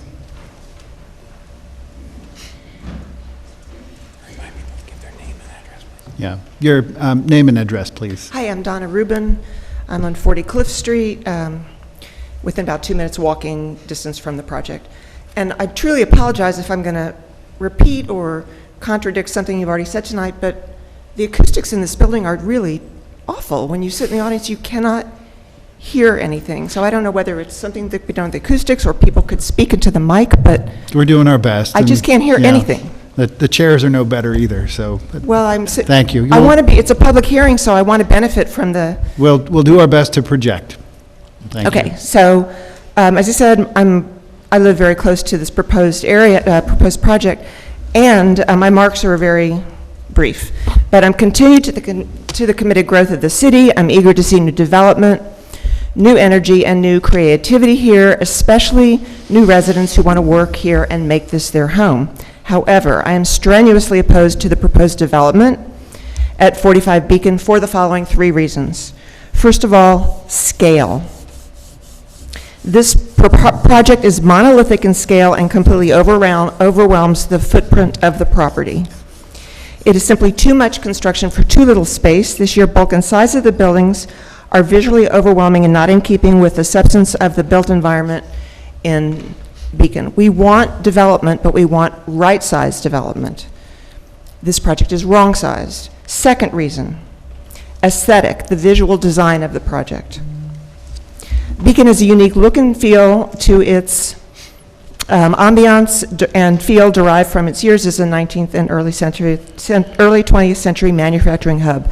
That look and feel is worth its weight in gold. Most cities and towns across America would love to have the character and personality that we have right here on our streetscape in Beacon. It fuels the tourist traffic, and it's what draws new residents and makes this a special place to be and a unique place to be. Yes, we need to adapt to contemporary uses and styles of living. We aren't living in colonial Williamsburg. No one wants a city preserved in aspic. We're living in 2025, but this project is out of keeping with the unique historic character and the look and feel of the town. We want new buildings that blend in harmonically with the old to create a cohesive visual look, especially for a property in such a prominent position that abuts a historic district. I don't know if you just referred to this, I just couldn't hear, but the newly added gable roofs and dormers on the upper floors of the building do not mitigate the overall monolithic design. I feel it's just bad design for a very special city. And the third reason, I heard something about parking, but I couldn't tell what you were saying. Parking, the project calls for 64 residential dwellings. It's roughly like 31 bedroom and 32 bedroom units with 91 off-street parking spaces, if that's correct. The average American household has 2 cars, and a quarter of all American households have professional visitors coming and going and entertain guests several times a week. So my question is, where will all those cars go? Finally, my ultimate message and remarks, that Beacon is a town filled with character. If you approve projects with this scale and design, we will lose what's special about the town. It's the wrong choice for our city. We deserve so much better. I urge the planning board to send the proposal back to the drawing board. Thank you for your time. Thank you.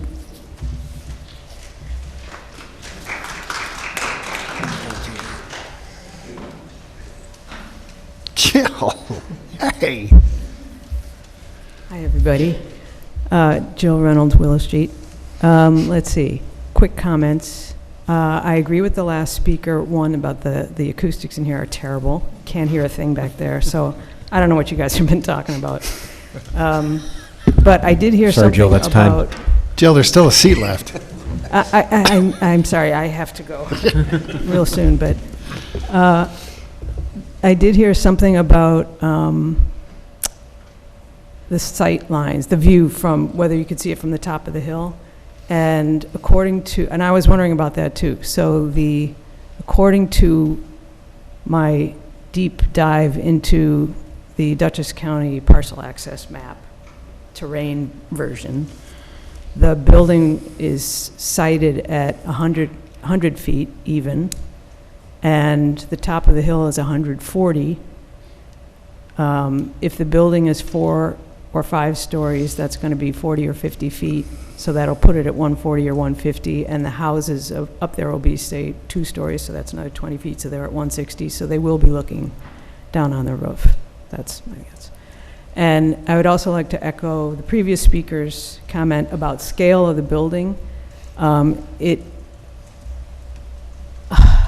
I spent time looking at the West End exhibit at the Beacon Historical Society a couple months ago, and it was really moving because it was obviously such a community that got wiped out there. And I grew up in Chicago, on the south side of Chicago, and I saw it happen there too. And I was only 10, and it affected, I mean, it didn't affect my neighborhood, but I could see what was going on. So that community was made up of many buildings. And this is the scale of this that I find irksome is it's just one building on that whole lot, and it just feels wrong. Sorry, I can't be more technical. Thank you, Jill. Thank you.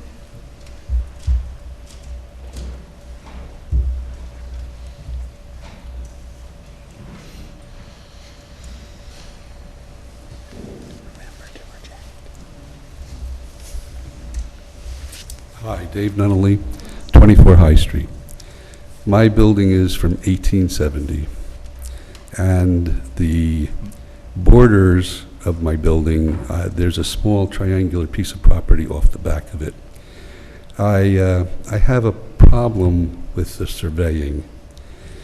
I had it surveyed when I bought it, and the pressure-treated stakes are still in the ground.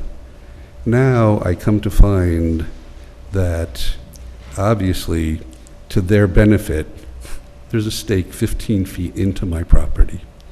This really needs to be corrected.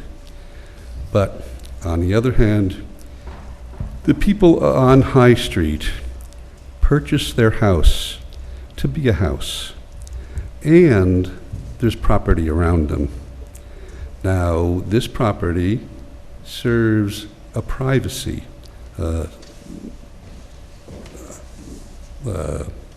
agenda. The other thing is, these houses are investments. So if we're going to put a large structure as this, I'm going to lose my privacy. I'm going to have people knowing what color toilet paper I use. And that's a joke. That's the best joke I could come up with. They're going to know what I'm eating, what TV I'm watching, when I'm in my backyard. And that's not what I bought the property for. I bought it because there's a good amount of property around it, and there's a privacy matter. The second thing is, they are homes, but they're also investments. And if I understand this, High Street may be one of the only streets in Beacon, if not the only street, that has all Victorian houses. Now, if you're going to put this large building, there's somebody who's a brilliant person named Sir Isaac Newton. And one of his postulates was, for every action, there's an equal and opposite reaction. For every gain in property value for this new project, there's going to be a decrease in the property value of every house on High Street. Now, I don't mind if the city of Beacon wants to cut my assessment in half, cut my taxes in half, and compensate me, let's say to the tune of $250,000. That I would entertain that. But other than that, let's just say, you all, I don't know how many of you have houses, but let me come to your house and take 15 feet off the back of your property. I could pave that and start parking cars there. Let me start peeking in your back windows and tell you what you're doing. I don't think that would go very well. And let me ruin your investment on your property.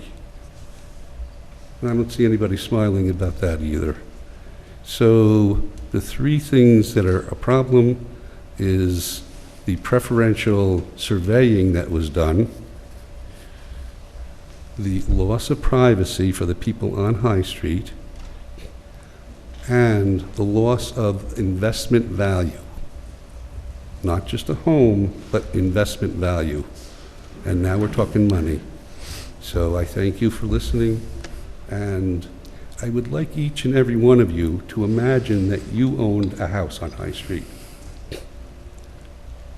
Think of losing property, think of losing privacy, think of losing investment value. Thank you. Thank you. If you have any questions. Thank you. Next.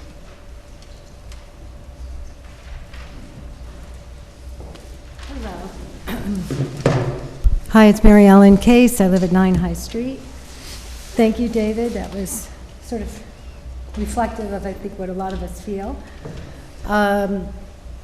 This I wasn't necessarily going to start with. But anyway, since we're talking about the houses on High Street, we just did a poster.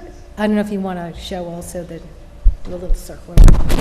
So, we did really make a very big investment, at least I did by the time I got here in buying these houses. And we've put a lot into them. I think I mentioned that last time. But, this is along Tompkins and along High Street, pretty much all the houses. This one is, interestingly enough, the one that Norm Schofield built. This is where my office is. This is on 90 and Tompkins. And it's interesting in the sense that it really fits in with all these other old houses. So, as soon as I saw it going up, I needed an office. I thought, oh, this is cool. This is like a minute walk. But it just makes a point because it really does look very similar. So, you know, in consideration of that and everything that David just said, you know, we thought that we would just sort of show this. And you're welcome to keep it too if you want.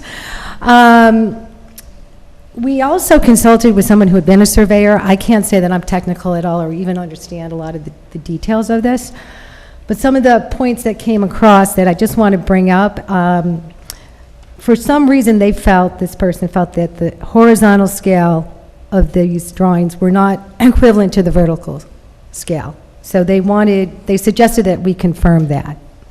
So that was one. This may have changed. I noticed that possibly the one on High Street's maybe a little bit lower now, the building, but if the building height was allowed to be 48 feet, why is it actually 58 feet with the rooftop mechanical equipment? There is a big concern about, you know, seeing the mechanical equipment. The other point that was brought up is that R1-7.5 zoning is the setback zone for High Street. So why couldn't the building on the corner of High Street adhere to that same setback zoning that will fit in more with the aesthetic of the other houses? So it was essentially, I didn't even get this when they were telling me this, but it just has to move, you know, they were suggesting move it back closer to 9D, I guess, so that it's set back at the same level. And then just general questions, I don't know if these have been brought up, because it is really hard to hear. I'm beginning to think I was losing my hearing. But how many units have been built in Beacon in the past 5 years? What is the occupancy rate of these new structures? Will there be affordable housing in these units? I don't remember that being brought up. And then the sunlight, the shade, how does the shade from the 4-story height requirement affect the adjoining owners? And then I think that maybe this is being addressed, but a lot of people have been bringing up the sewer system, and I think that I mentioned it last time. So how much additional space will be needed in the sewer system to accommodate this new development? There's a lot of concern about that. And then lastly, whether this is accurate or not, I'm not sure, but evidently there were some surveyors circling around. You know, we see them all the time, and supposedly there's going to be a road now that is going to cut, you know, like say you're coming down 9D and it's going to go down to two-way. From High Street to Yeah. behind the brewery. And that's what, right, Dave? That's what the surveyor told him. So, you know, how is this all going to really work? And that's about all I have to say today. Thank you. But thank you.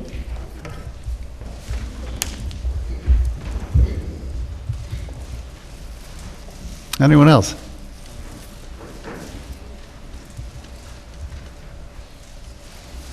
Hi, I'm Robert Fiorito of 16 High Street. I border 177 feet of this property. I was going to do another PowerPoint presentation, but I kind of backed off, but now I'm thinking maybe I should have. So you'll be getting something in the mail. So, like the other gentleman, I woke up the other day last week, go make a cup of coffee, and I have a surveyor on my property. He was on my property for about 3 hours. He surveyed my whole entire property. So I'm wondering if all the surveying that's being done on these properties in 16 High Street, are they going to share these surveys with these property owners, just to make sure that, like for instance, I submitted the last time I was here my site plan. So I'd like to see, because I asked the surveyor, does everything look the same? And he said he had questions on what the 45 Beekman, what they thought, and he wasn't lining up because they now do things, I guess, from satellite. And he said, I was okay, but, and that's all he said, and he would have to go back to his office. So I would like to have that actually looked at, all these extra surveying that they're doing on these properties, such as the gentleman in the back who had 15 feet taken from him. Thank God, I don't have stakes on my property. The other thing is the drainage distance from the retaining wall, 4 feet, that's absolutely nothing. Like I said, the wall is 136 years old, because my house is 136 years old, no mortar used, and to be digging a trench 4 feet from this wall, and if you actually go down there, you'll see sections of this wall that are compromised, and going in with a backhoe and digging out could possibly really cause some damage, because as I said last time, on that topographical map, a lot of water's been draining down for many, many, hundreds of years, and you start digging this soil out, who knows what's going to happen? You have a shift, 4 feet is definitely too close. Another thing that keeps coming up is our houses, we sit up on High Street, we're looking at the back of this thing. And I think you brought this up last time. I haven't seen one architectural design or what the back looks like. All of High Street is going to be looking at the back of this. And who knows what that's going to look like. Am I going to see garbage things that are going to be sticking there? What's just the back of the buildings look like?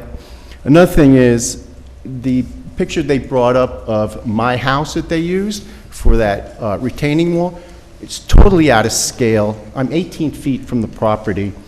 If you come to my house, you're invited. I will look on the roof of this building, and I'm going to get noise pollution. And they're going to be putting up a little fence. What else are you going to do in order to quell this noise pollution and you know, service units going off, air conditioning? Because High Street sits, as that other topical map I had showed you, we sit above this thing. We're not at street level. We're atop. So we're going to be getting all this noise pollution as well. So that has to be looked at a little, which honestly I was happy that you were questioning that rather than just having a green little fence around it to protect it. But what about the noise? Okay. And another thing is there are a number of very mature trees that run up along High Street. There's actually 11 of them, very mature trees, which will help block, especially Mary Ellen and a couple people's homes, from looking at this monstrosity. Are these trees going to be cut down? There's a lot of very mature trees. I actually went around. There's 11 trees down High Street. There's 127 trees going up Beekman. There's 13 trees at the other end where Spire Studio is. And there's 33 trees that help maintain the retaining wall in the back going up the properties, not mine because my trees are on my property, but run up along the back of these other houses, which support that retaining wall. So another thing is, so how many trees are being cut down? And also I would like to know, when they do this backfill, and I imagine them putting a little retaining wall a distance from the retaining wall, the original retaining wall, how high is that going to be?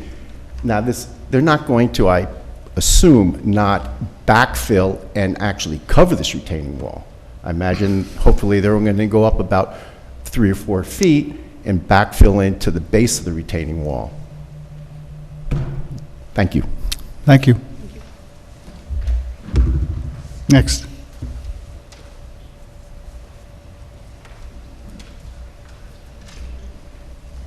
Hi, my name is James Ellinger. I'm on West Church. I did submit, but there's a few things that were discussed tonight that I just wanted to add. So I won't read through. Sure, I won't read through my whole thing, but I'll just add what I'm hearing about tonight. Specifically, I strongly oppose the development. Again, the scale. I appreciate it's been noted a few times that the comprehensive plan states that new construction should be compatible with its surroundings as related to footprint, size, setting, roof line, building envelope, size, scale, and mass. The applicant raised this in their rebuttal by mentioning West End Lofts and the View as comparators. Those two buildings were built after the comprehensive plan was written, so they really bypassed the intent of that document by referencing those buildings. That creates a cycle of incrementalism. On the aesthetic side, the metal siding issue is definitely one to look at. I didn't read sheet metal. I read metal siding is not to be used, shall not be permitted. By saying that this building is primarily brick and has some metal siding seems to be disingenuous. The building, if looked at from a side view, looks primarily metal, glass, and brick on the corners and some in the central. Then from the environmental footprint side, that street transition zone issue that was brought up, I've watched all of these proceedings. That was discussed, but it was never definitively determined whether there were utilities in those areas and that could not be done. It was simply suggested that that's possibly what it was, and that it was dropped since then. Also, lastly, on transportation, it was noted here that they were going to change the traffic lights. That actually has happened. on going down from West Church, down or up from Beekman, those lights are longer than they have been.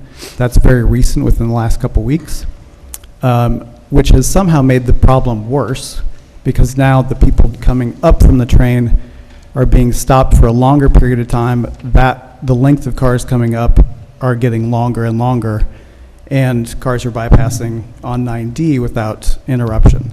And it's talking with people last time I was here, they said the problem is actually people going too fast down Beekman to the train. It's not a backup there. The backup's coming the other direction, which I live above and can see every day. That's where the problem, is occurred. And again, it's gotten worse because that light is now longer.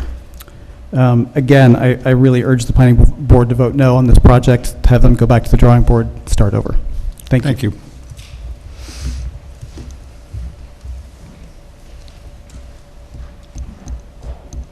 Anyone else?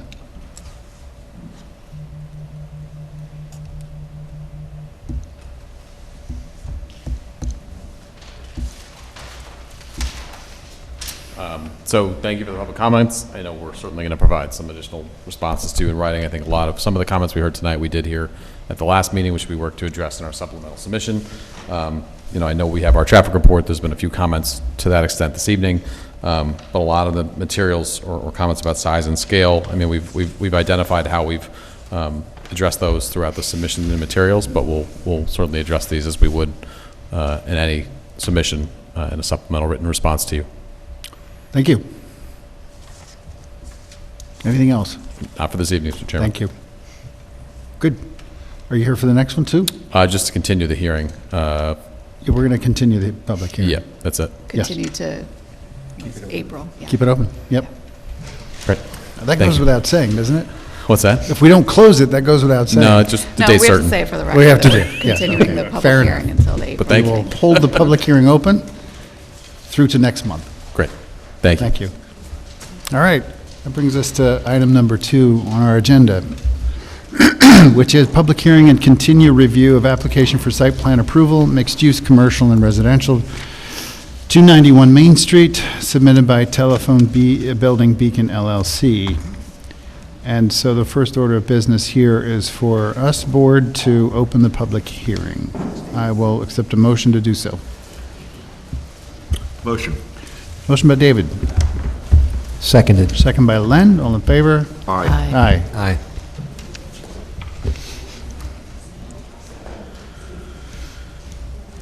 Chop, chop. Good evening again. Good evening.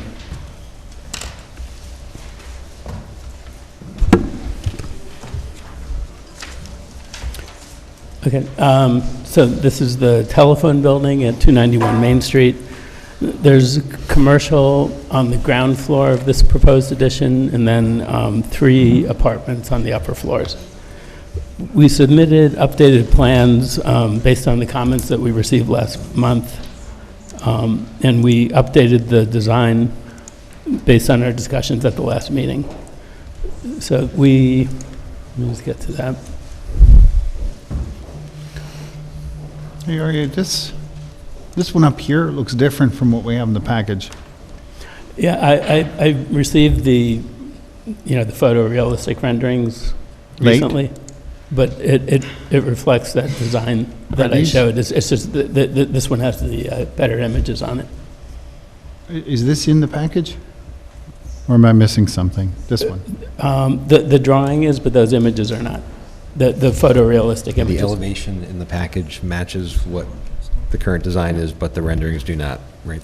The renderings are updated to reflect what was submitted as revised. So, yeah. This, yeah, I understand. Oh, and then this thing down here, I see, okay. Yep, okay. I Yeah, got it. so I'm we oriented. Yeah, we submitted the revised design, but we got those renderings more recently. See? So what we talked about last time, we we simplified that corner column detail on the Main Street elevation.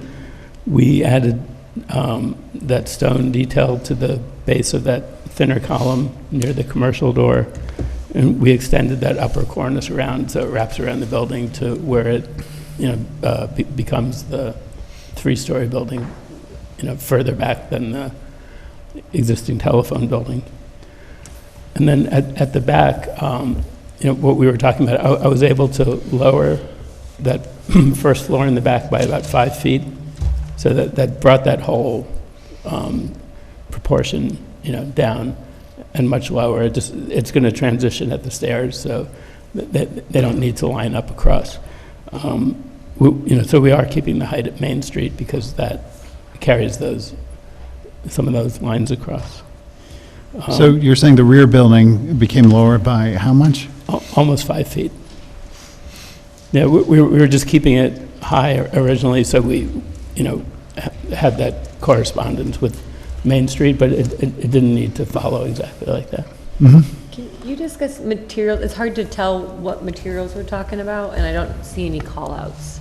I'm just trying to piece together these to see what we're... Yeah, so previously with that higher rear elevation, we were showing that with siding, because we were talking about, relating more to the residential properties along the street.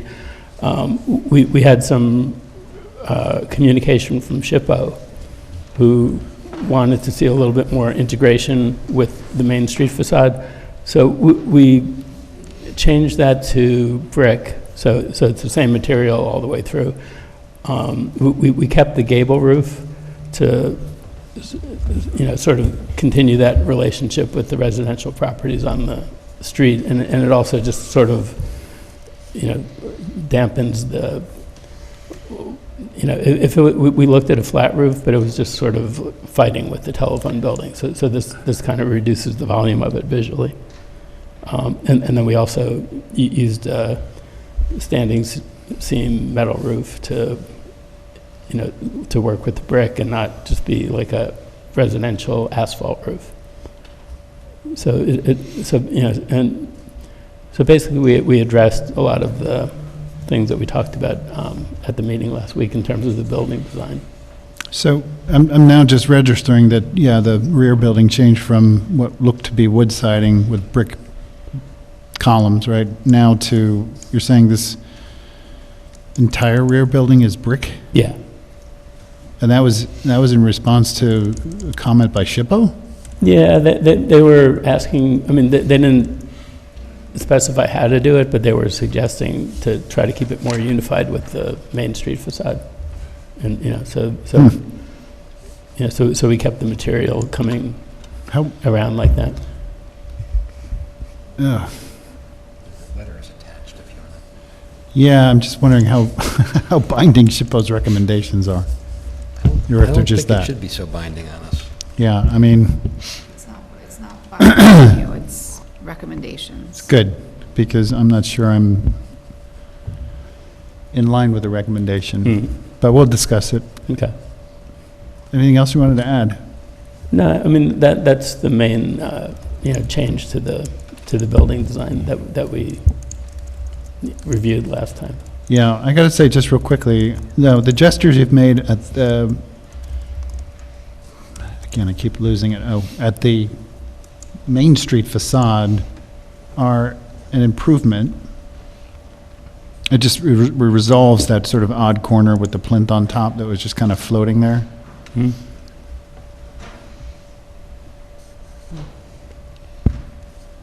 I ask a question, John? Yeah. And then for all of us on the board, does that window on the second floor of the Main Street facade of the addition, is that compliant with our, Main Street design recommendations of having windows that are taller than they are wide? Because it's only the mullions that really, to me, it presents as a really large square window. Yeah. Which is not, compliant with the window proportions. Yeah, I agree. That window itself, now that it's been sort of jammed up, the top has been jammed up against that new cornice piece, it just feels odd. I'm wondering if there's a way to perhaps, within the same language, meaning you've got that widest part where the windows are inset. If there's a way to just bring that inset sort of with a surround at the top window. Right. Bring that in and just make that window smaller in proportion so that you have an ability to have what feels more appropriate in terms of sort of air on the top, like a true lintel. And it just helps with the proportion. Yeah. Is that worth studying? Yeah. We could also beef up the vertical mullion to get some space between them, Yeah. but also, can it be two windows? Yeah, but I would, maybe even look at it as two separate windows with a brick pillar between. Yeah, I was looking at brick, and I mean, if we're not going to do it like this with the, with the same mullions, I mean, I think we could also do that with a thicker framed mullion, vertical wood. Whatever you would need to do to make those proportions narrower and higher. Yeah. More narrow than they are high. Right. Yeah. And then I think just as having those dimensions noted on Yeah. elevations is helpful to just confirm that too. Yeah. And I got to say, I'm sure the planner and our engineer are going to mention this too, but for the life of me, I cannot figure out how you're going to fit these cars in the parking. Because it just looks like, especially that one closest to the street, it's so hard to tell whether, especially from the renderings, I understand the plan is probably more accurate, but whether that parking spot is inboard or outboard of that Brice Soleil. Because on your plan, it looks like it's outboard. Yeah. But on the rendering, at least the old one with the wood, or even this one.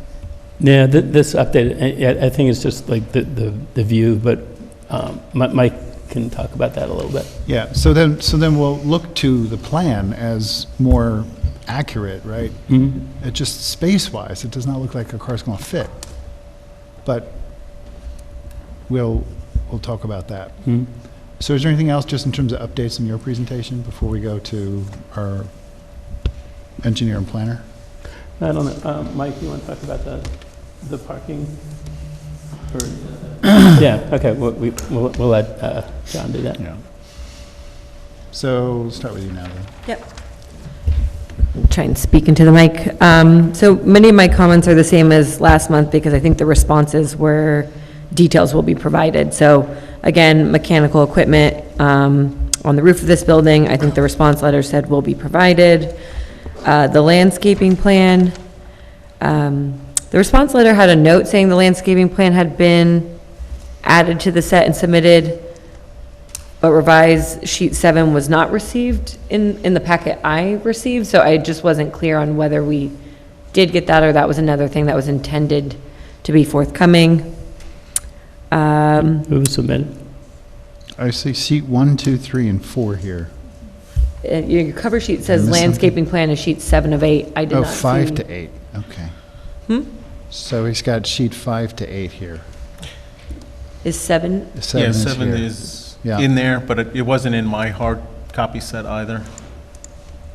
It's here. Oh, so now are you looking in what I was reviewing was not. Yeah. So might have been just a confusion about submission times and what got in what set. Yep. For parking standards, I think we've been talking a lot about the parking and the layout. We're still proposing kind of 4 parking spaces to serve both the existing office building as well as the proposed new structure. And I think there was conversation in the response letter stating that the existing telephone building provides parking spaces for 2 of the existing commercial tenants and their leases, in their leases. So my question was just, I think we've talked a lot about shared parking or for this site, so I wasn't clear on what the intent is for those 4 spaces. Are they going to be are they dedicated to the commercial tenants through the leases? Or is it going to be a shared parking situation for the residential tenants as well? Just to kind of understand how the site's going to operate and who's going to be parking there. Elevations, again, I kind of reserved my comments on the dimensions as they are required for the historic district as well as the CMS district, just because we have elevations but without any material callouts or dimensions on them. And then I was pointing to the SHPO letter. I think the other, and I guess I was missing this in your rendering. It looks like SHPO had two comments, right? One was about the cornice line on the Main Street building. I was seeing it now in one of the elevations that was, and now it's in that new rendering. Right, so I believe that's the cornice line they were talking about continuing that all the way around and kind of bringing down that stacked thing on the edge. So I think board's already kind of talked about that. And then I missed the material change in response to their comment, so that's something I'll have to just look closer at and respond to, because I'm just seeing that now. So those were my comments for now. Thank you. Yeah. Mr. Russo. So as the project progresses, the project engineer will need to prepare a construction cost estimate for the work within the right-of-way. With regards to the parking, we have a number of questions with regards to that. The stall that is outside, not underneath the proposed expansion, that's right against the building. You can't even open up the doors. It's squeezed between the trees that are supposed to be there and the building. I don't see that as a functional stall. And then the other concern is the ability of the vehicles to move out from underneath, given the number of columns, especially the one in the last stall, backing out. Is it possible to back out and maneuver, or how many movements will it need to make? I mean, you might be able to help yourself if you can get rid of some of the columns there. Are you talking about the westmost one? Where they'd have to back up and then basically turn into their lot line in order to Yeah. I right mean, they'd be themselves to go backing, straight. right. Yeah. I mean, I don't know how many maneuvers you would have to make backing out of that. Yeah. So you've got that one, and then you've got the one to the far east. Yeah. That is against the structure. It's right up against that. And then given the number of columns in between, I think they could have their structural engineer look at reducing that. And I think that would help. Yeah, I think it's worth looking at the columns. We're also looking at possibly moving the loading zone for the handicap space to that stall, which would eliminate any maneuvering out of that stall issues. To which stall, the westmost or the eastmost? To the westmost. Ah, yeah. That would solve that problem. And just, I did take a look at the car moving out of there. Typically when you back out of a space, you swing back and you go forward and you're out. This car would have to go forward and then back one more time to get out. According to the software that I have, someone with a smaller car might be able to get out of there, but a normal sized vehicle might have to do a 2-point turn to get out of that space. Or to basically back out of the whole thing all the way to the street. My CAD guy asked me that, and I said, I don't think that's going to fly, but. One of the other comments I had is the landscape area on the east side that they were saying was snow storage. We now have trees there. Yeah. So we basically have no place left for snow storage. So I think additional notes are going to be, need to be added to the plans with regards to getting the snow off of this site and how quickly. Thank you. You're welcome. Board? A question for REA about the interior heights of the floors in the commercial space facing Main Street and the residential space above it. What are the ceiling heights roughly? The ceiling height of the commercial? Both. The commercial ends up being like 14, 15 feet. And so basically the idea was to align the second floor at Main Street with the second floor on the existing telephone building so we can get those window alignments. Because there's a couple steps up to the telephone building, which we don't have on the addition. Those commercial ceilings are high.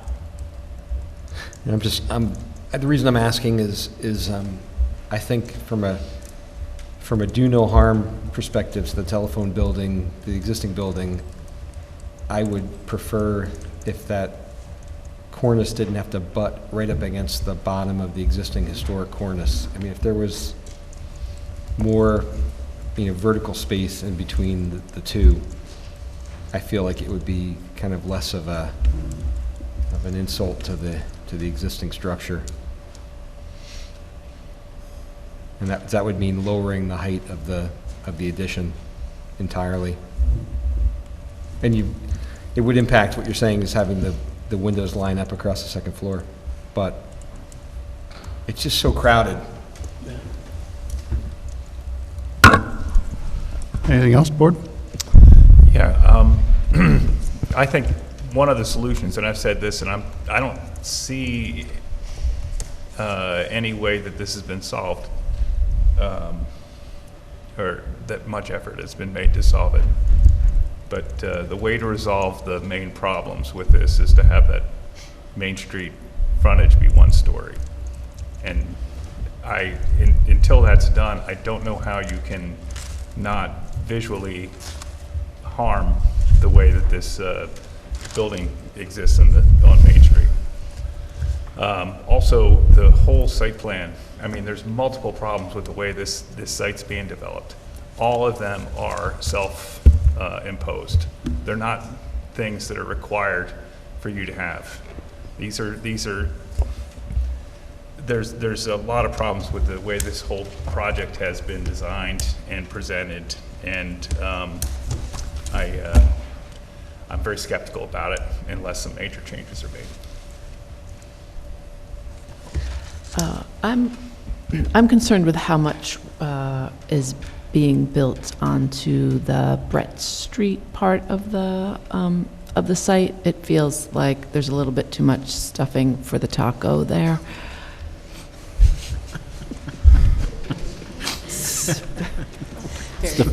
The phrase of the evening. I love that. You got the visual image. Perfect. Making me hungry. Olay. Yeah. Yeah, I mean, look, I can understand, this idea of the building in the back wanting to sort of depart from the main building, separate itself both physically and aesthetically, because it starts to make its way into the residential sort of language. But again, just based on its scale, it's trying to mimic a house, but it's not, and it's nowhere near the scale. It's much larger than the house just adjacent to it, that sort of single, low-slung arts and crafts right next door. And this whole idea of the stilts and the brise soleil, it's just awkward, right? But if, the intent is to continue down the road of that architectural language, we'll just address this SHPO recommendation. I think it should not mimic, and it should be a different material, and in this case, the lighter, more appropriate to the architectural aesthetic being the wood. So that's my comment there. Yeah, I tend to agree with Len. The idea of trying to just nuance this building's at the Main Street elevation relationship to the old building. If you could take just a deeper, I know we keep sending you back, but if you could take a deeper look at that. Because again, I think what you've done with the cornice on the new building is trending better, though it then also creates that issue with the top window that we just discussed. So I would look at that simultaneously. Okay. And then what about that idea of lowering the whole thing and then not, sort of getting away from that, bringing the lines across from the existing building? Yeah, I mean, I don't know whether you can do both. Yeah, I'll look at it. Look at it, yeah. Yeah. So, anything else, board? Mr. Jensen, do you have anything? No? I mean, the comment I said from the outset was this building already doesn't have enough parking, and you're increasing demand and taking away parking, so. Yeah, and we did talk about a sort of an analysis, right? I think we heard from our planner a couple times about coming back with some precedent. Yeah, the applicant was, trying to explain how it worked and what the takeaway that I got from it was that he has deals in the lease, for a couple of the commercial tenants who are there during the day on certain days. So we'd be looking at it as a shared, parking situation where two of the spaces are generally, used during the day. But I think what we're asking is there any comparables to see actual need? Yeah. Right. Yeah, that's what I was referring to. So what you're referencing is a sort of a non-simultaneous use? Yeah. So dual use parking spaces, right? Right. So they're residential during the evening, but during the day they're commercial. Yeah, I mean, we've used that scenario for a lot of projects. So. But how's that work on a weekend? You read my mind. Well, it also doesn't Right, work but if you also- take the train to work. Yeah. Right, I mean, a lot of people are working from home these days still. Yeah, I think we need a little bit more convincing if this is going to work. Okay. I do have one other comment as we're looking at this. The landscaping on the west side between the buildings underneath, how is that proposed to survive? I mean, it's directly under a building. Yeah, I know that Mike was looking at the species that are being proposed there, and they're shade tolerant. They're meant to live under there. Okay, what about watering? I mean, I guess they're gonna have to be watered, or what do we? Yeah. I would love to know what that plan is. It doesn't need sun, can live its entire life in shade, and will rely on a human to feed it. Moss. Moss, there you go.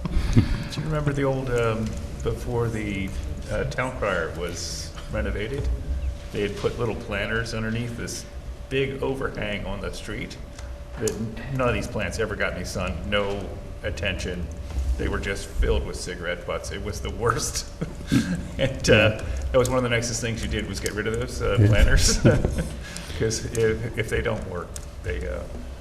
Oh, this is an important component, because if things can't live there, it doesn't really classify as landscaped area. Yeah. Okay. All right, we'll go to the public. Anyone here who would like to share their comments?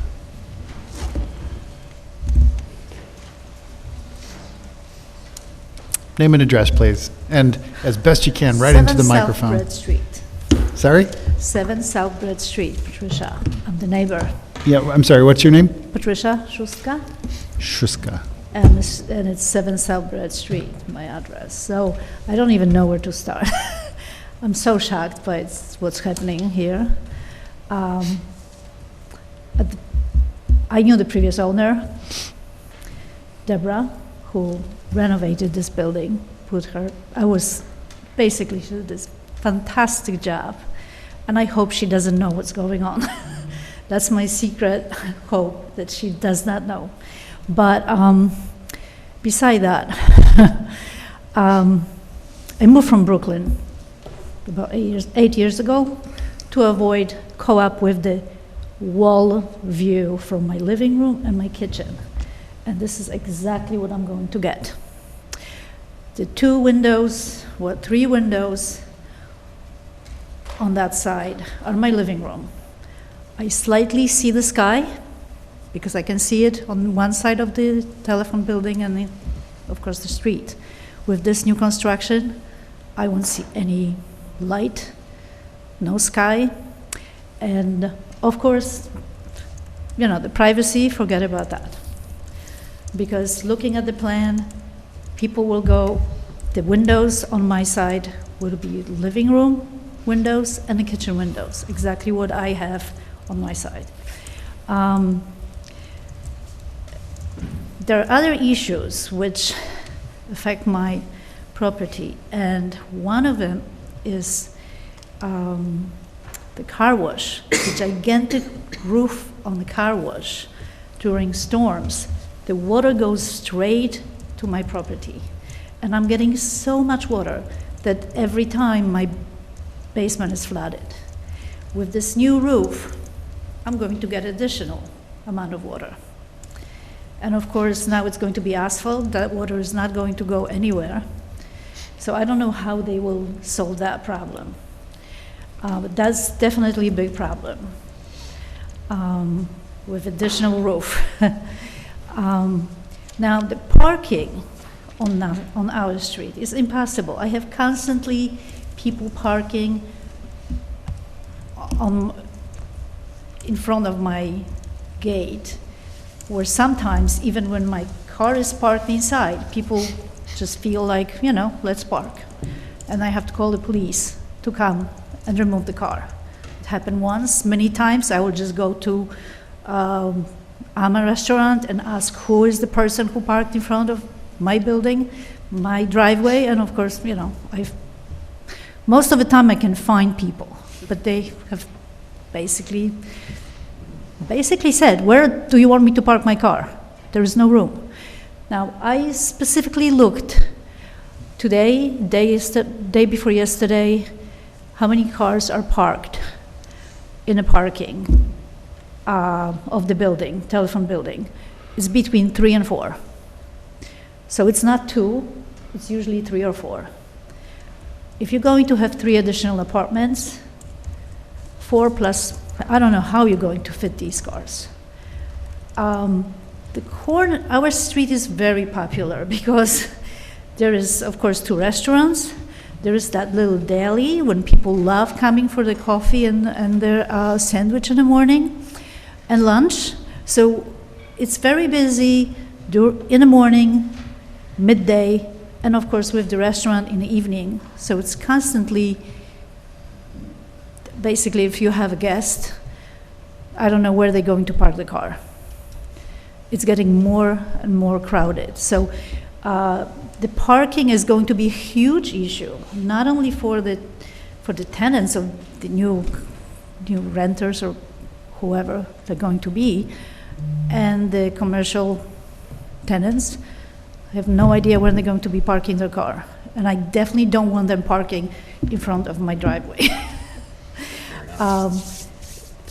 Also, my property line is not where the beautiful chain link fence is. It is at least 18 inches towards their property. So I don't know if the plan indicates that or not. I don't have a survey, but I know that for a fact.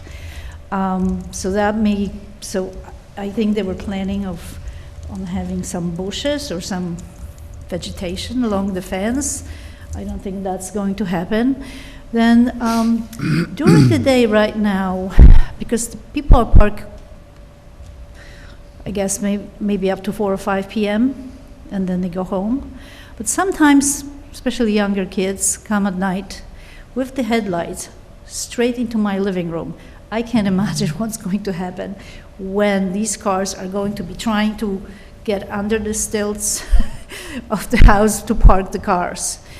I will have constant light day and night, now night, from that. I mean, there are so many problems with this. I can't imagine this being built. And they're trying to pack this in this, when you really walk by that, look at the parking, it's a small area, and you need this much room to try to park the car under. I can't imagine this. This makes no sense to me. Do you have any other key points here? I'm sorry, you're getting close to time, but I want to give you a chance to wrap up. No. Thank you. Basically. Thanks very much. I don't want to see it. And if it is going to happen, it will happen. It will have to happen with really big changes. And of course, I don't want a garbage on my side of the fence. I don't want to smell garbage from 3 apartments and the commercial property. I don't think nobody mentioned about that. And the water, definitely. Thank you. Thank you. Anyone else?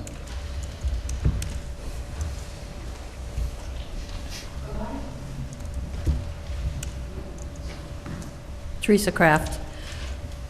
This developer's plan will destroy the symmetry of one of the most beautiful and iconic buildings in Beacon. The planning board does not have to allow this kind of ravaging of a significant and historically designated building and its footprint. I believe SHPO is overburdened and losing its directive, which is clearly evident when they say, "The work sounds generally appropriate," in their brief letter dated February 24th. That response is so wishy-washy. In legalese, what does it mean to use the term generally? Generally means usually or broadly. If something is right generally, then it's right most of the time, though perhaps not in every case. Thank God it's Taco Tuesday. Please do not approve this submission. Thank you. Thank you. Next. Hello. Hi, my name is Marilyn DeJesus. I live in 9 South Breck Street. We've been there for 40 years. And it's getting more, like she said, she's my neighbor, congested. It's awful. You can't find parking there at all. I don't think this plan is going to help at all. He's talking about backing up. Sometimes I can even back up out of my mother's driveway because that is so, the street is small. Now if you're going to build something, the street is going to get smaller. And like I said, there's too much traffic going on in there at all. It's a beautiful building. Why we want to mess something that's history in Beacon, just like everything else? Everywhere you turn around, there's a building. Where's the history of Beacon? People want to move from the city over here because it's beautiful and has beautiful trees, but it's getting messed up. Everybody wants to build something in an empty lot. They need to respect the people. My parents came here with nothing. They own a house there. They love the street. They love the building. My father sat there in that front of the building for many years. He passed away of cancer, but that was his spot. And I see a lot of people standing there. Why you want to mess up that history building? We do not want it there at all. Thank you. Anyone else?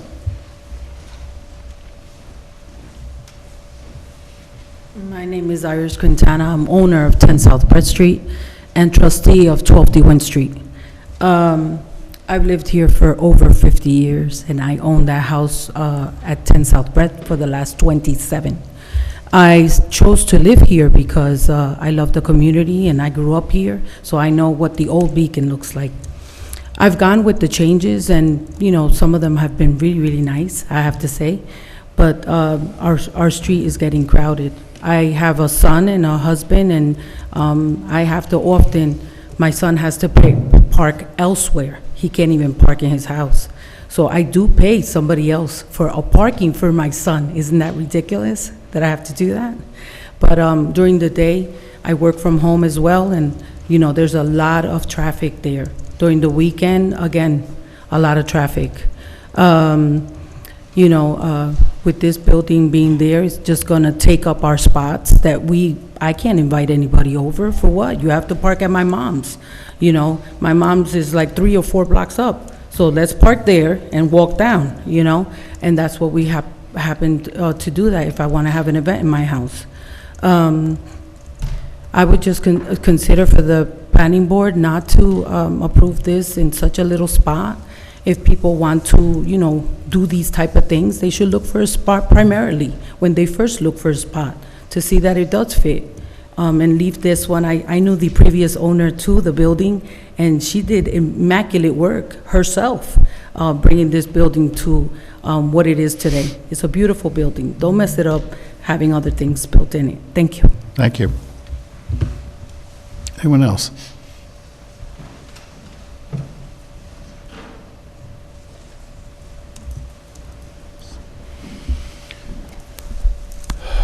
Hi, can you hear me? Yes, thank you. My name is Katie Holm with Ward 1. I'm a former tenant of the building under the former owner, Deborah Bigelow, who restored the telephone building herself over the years. My office was in the front, occupying the 2 front windows, and for a period of time in the basement, where there was 3 offices. I experienced the lighting inside of each of these spaces, as well as in my neighbor's space in the back office on the first floor, which was very impacted by light coming in through the back windows.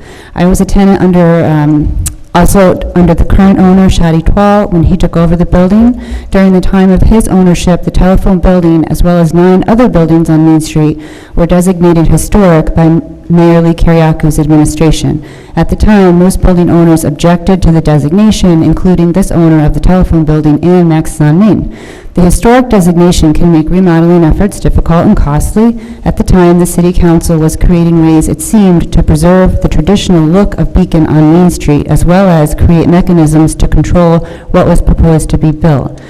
The first test of this was to Max's on Main, which became Lion's Share, but that new owner was attracted to the historic designation, he told me, and I reported. He completely renovated the outside of the building and the first floor for the restaurant.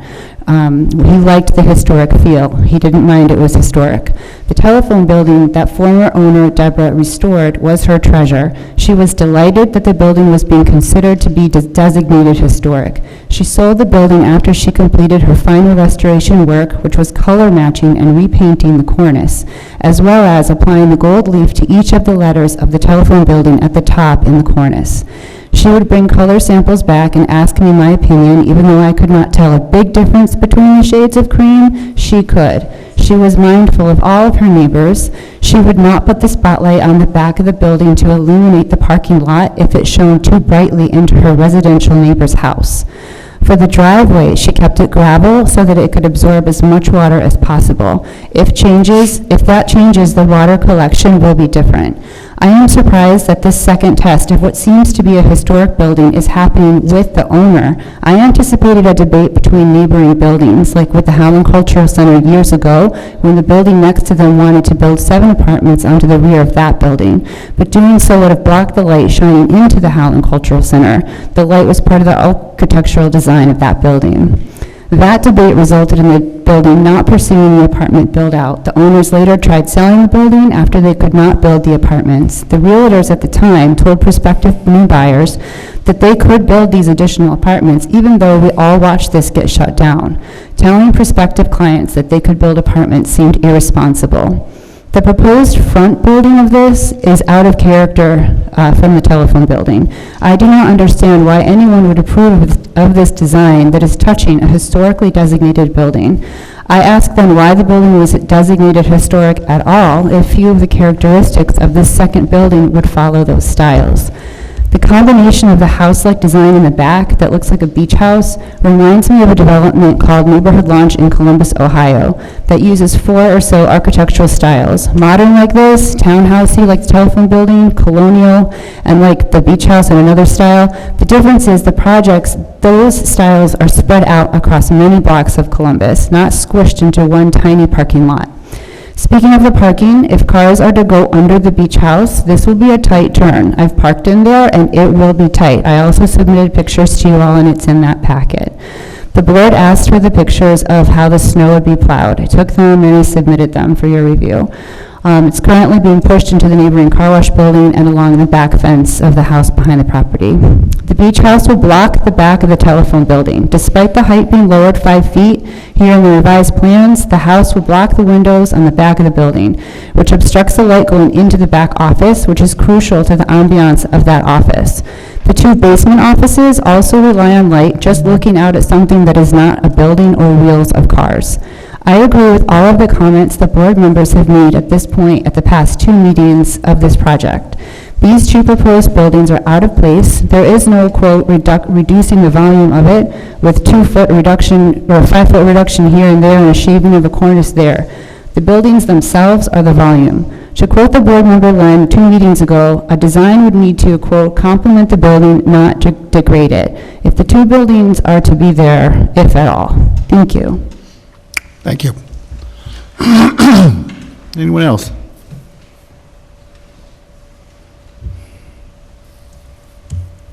Okay. I think we'll keep the public hearing open. I think we have to. Until next month. Is there anything else the applicant wanted to add? No, I'm just wondering, I assume this is going to make its way to the ARB subcommittee? No, we're basically doing our architectural review in real time. Oh, okay. All right, perfect. Yep. You got the whole board for this. All right, that's even better. No, I'm all set. You all set? Yeah, thank you. Thank you. Okay, we'll go to, does anyone need a break? Yes. We're going to take a quick 2-minute break while Aria picks up his mouse. We'll be back shortly.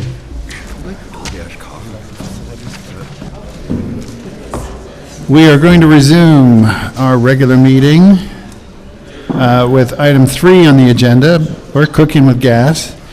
This is public hearing and review of application for amended site plan approval, addition to existing funeral home to Beekman Street, submitted by Crossix LLC. First order of business here will be for us, board, to open the public hearing. I'll accept a motion to do so. Motion. Motion by Karen. Seconded. Second by Len. All in favor? Aye. You're on. Good evening. Yes, this is a small addition to the rear of the funeral home building, which was, and that site plan was originally approved in 2017. There were no comments from the consultants or the board last time, so we made minor updates on the drawing that was submitted, and that's all I have. Okay, we'll go to the consultants. I'm assuming rather quickly. I had no comments. I had no comments. Wow, that's a first. Board. No questions. No comment. No comments. Yep. Remarkable. Public. Anyone here to share their comments on this matter? Of course, Teresa. I promise I'm going to leave, but I'm going to watch it and listen on my phone on the way home. I just wanted on the record, that place needs to have this approved, 214 square feet, is it? I mean, just don't interrogate this project too much, let it go. Thank you.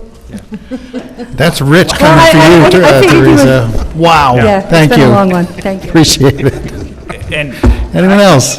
I have one procedural question. Yes. Which is, why wasn't this an administrative building department? We asked that last time. You Let's did? just move on. Yeah. Okay. Thank you. I wasn't listening, I guess. Anyone else from the public? Okay, I'll accept a motion to close the public hearing. Motion. Motion by Len. Second. Second by Karen. Got there first. All in favor? Aye. We also have a draft resolution to adopt, amended site plan. Can we slow this down a little bit? Do you have something? You just wasted 30 more seconds. Is there any discussion or deliberation around the resolution? If not, I will accept a motion to approve. Motion. Wow. Don't all rush in at once. Motion by David. It's him. It's Kevin. So it was Kevin? Okay, motion by Kevin, second by David. All in favor? Aye. Aye. That is a record. Right, thank you. Well done. Oh, man. Thank you. Thank you. We move to item 4 on our agenda. This is, good, now we're cooking. Just, you have a lot to live up to now. Continue review of applications for site plan approval and subdivision approval, mixed-use, commercial and residential, 420, 430 Fishkill Avenue, submitted by DKH Realty LLC. Good evening. Good evening. Again. I'll keep this very brief. My name is Taylor Palmer with the law firm of Cuddy & Fader on behalf of the applicant. I'm joined by Chris Fiappielli, our project architect, as well as Dan Kohler from Hudson Land Design and Rich D'Andrea of Colliers. I'm also joined by the applicants, the Healy's. As you mentioned, Mr. Chairman, we're before you for the continued review of our site plan application for a site plan amendment, as well as the lot merger application for the mixed use. As the board is aware, you held your public hearing back in February, at which time the public hearing was closed. We have had a chance to review your draft approval resolution, and we did not have any further comments. We did include some supplemental materials in our February 25th submittal that included responses to comments, and then we updated some minor details, including designations of meets and bounds on the proposed easement area that provides access to the proposed walking path between Fishkill Avenue and the rail trail and the Fishkill Creek Greenway Heritage and Connection Trail. And then we added a mountable curb for deliveries only at the entrance driveway of the southern portion of the property. We did include some details about dimming the lights based on the hours of operation, and identified quantities of evergreen trees and shrubs and grasses planted on the property, and we did incorporate additional drainage, grading, and elevation notes. So with that, that's really our update presentation for tonight. Thank you. So we'll go to our consultants. I note, Natalie, you had one comment about Yeah. a note in the site plan? Yeah, most of my previous comments have been addressed through revisions. I think the one that was remaining is discussion of what exactly the shape of the crossing should be and what that Signal? device should be, the Yeah. signal should be for safety of pedestrians. And the note was saying, kind of subject to final recommendations of the Fishkill Avenue Concepts Committee. So while that committee is looking at this corridor, they're going to be a body making recommendations to the council and the administration. So if that does make it as a condition of approval, for that to be later decided, which maybe makes sense in terms of timing of this corridor, I don't believe that's the correct body. I don't know if it should be staff or council or something, but I don't think it should necessarily be the committee that that's written to. Noted. And then I think, we had talked a little bit about what that should be, and I think Ken Worsted's not here tonight, but previously had recommended that that should be pedestrian activated, right? So that the light is only blinking when the pedestrian is pushing it, Yep. because if it's blinking all the time, like you get with the yellow light that's in front of Mill Street, people just eventually stop paying attention to Yep. it and you kind of ignore it. So I'd recommend that that kind of be worked into the requirement, or discussed within the condition or mentioned as well. Okay. That be. Yep, did you want to address Yeah, I that? think we'll just have Mr. DeAndrea speak to the conversation with Creighton, because I think ultimately we're proposing certain signage, not necessarily the flashing blinkers. We were saying that that may not be consistent with what's in the corridor, for example, by the dog park. That's more in line with what had been recommended, and I think ultimately the city's consultant agreed that that would probably be the better utilization here. This isn't an active crossing presently, where these would typically be proposed. This wasn't proposed by our consultant, it was just sort of offered as an alternative, but I'll let the traffic expert just speak to that briefly. I'm lost. What is it ultimately you are expecting to install Go ahead, here Richard. at the crosswalk? Okay, thank you. So really, well, we had initially proposed just warning signs, so pedestrian warning signs at the crossing location with arrows that point down, pedestrian sign, just yield for pedestrians in the middle of the crosswalk, and then advanced warning signs that alert you ahead of the crossing that there would be, that there's pedestrian crossing there. In addition to fresh new striping? Yeah, because there is no crosswalk there Yep. today. Yes.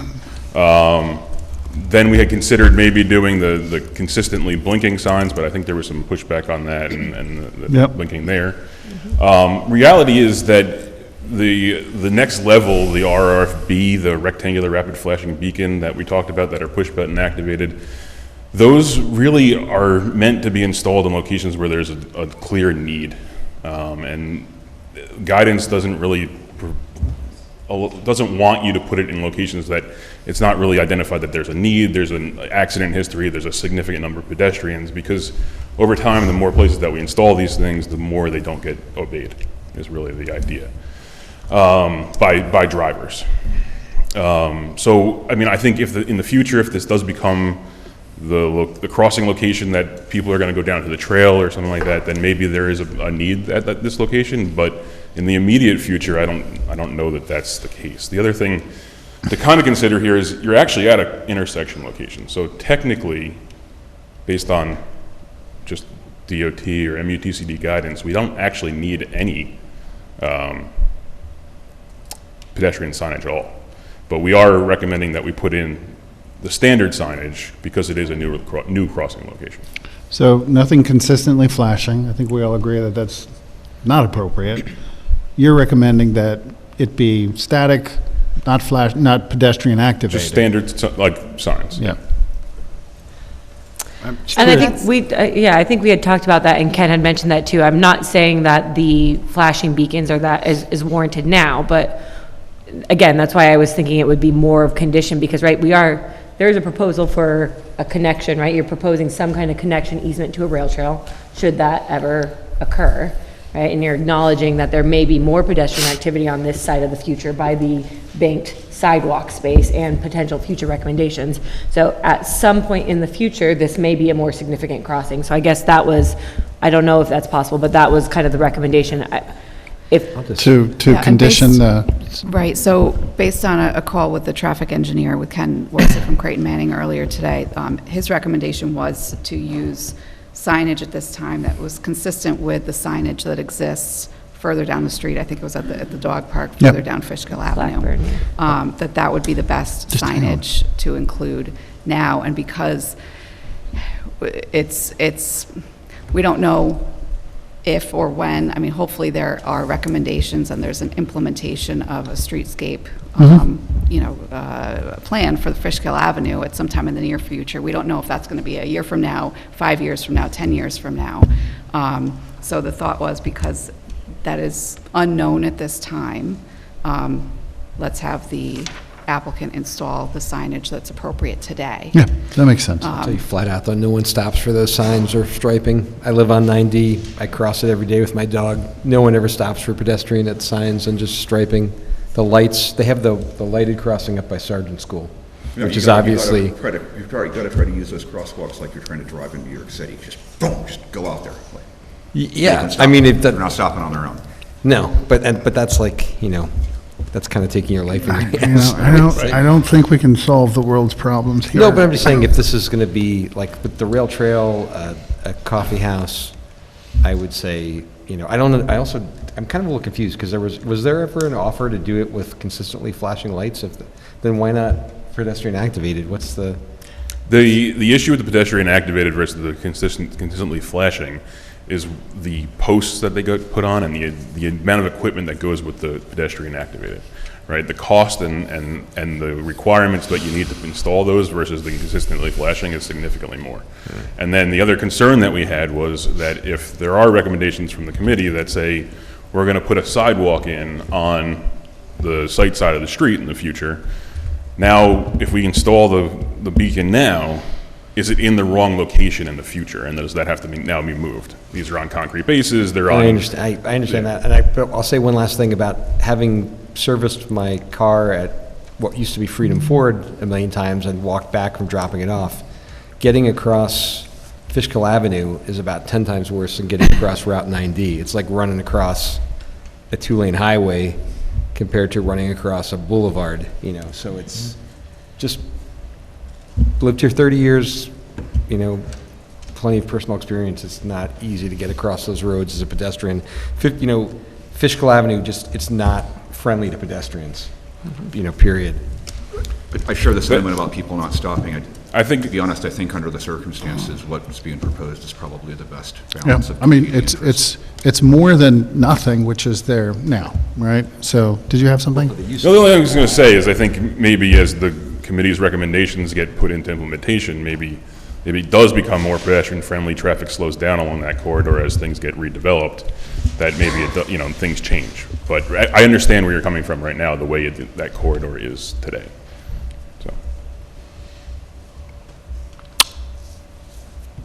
So where do we land?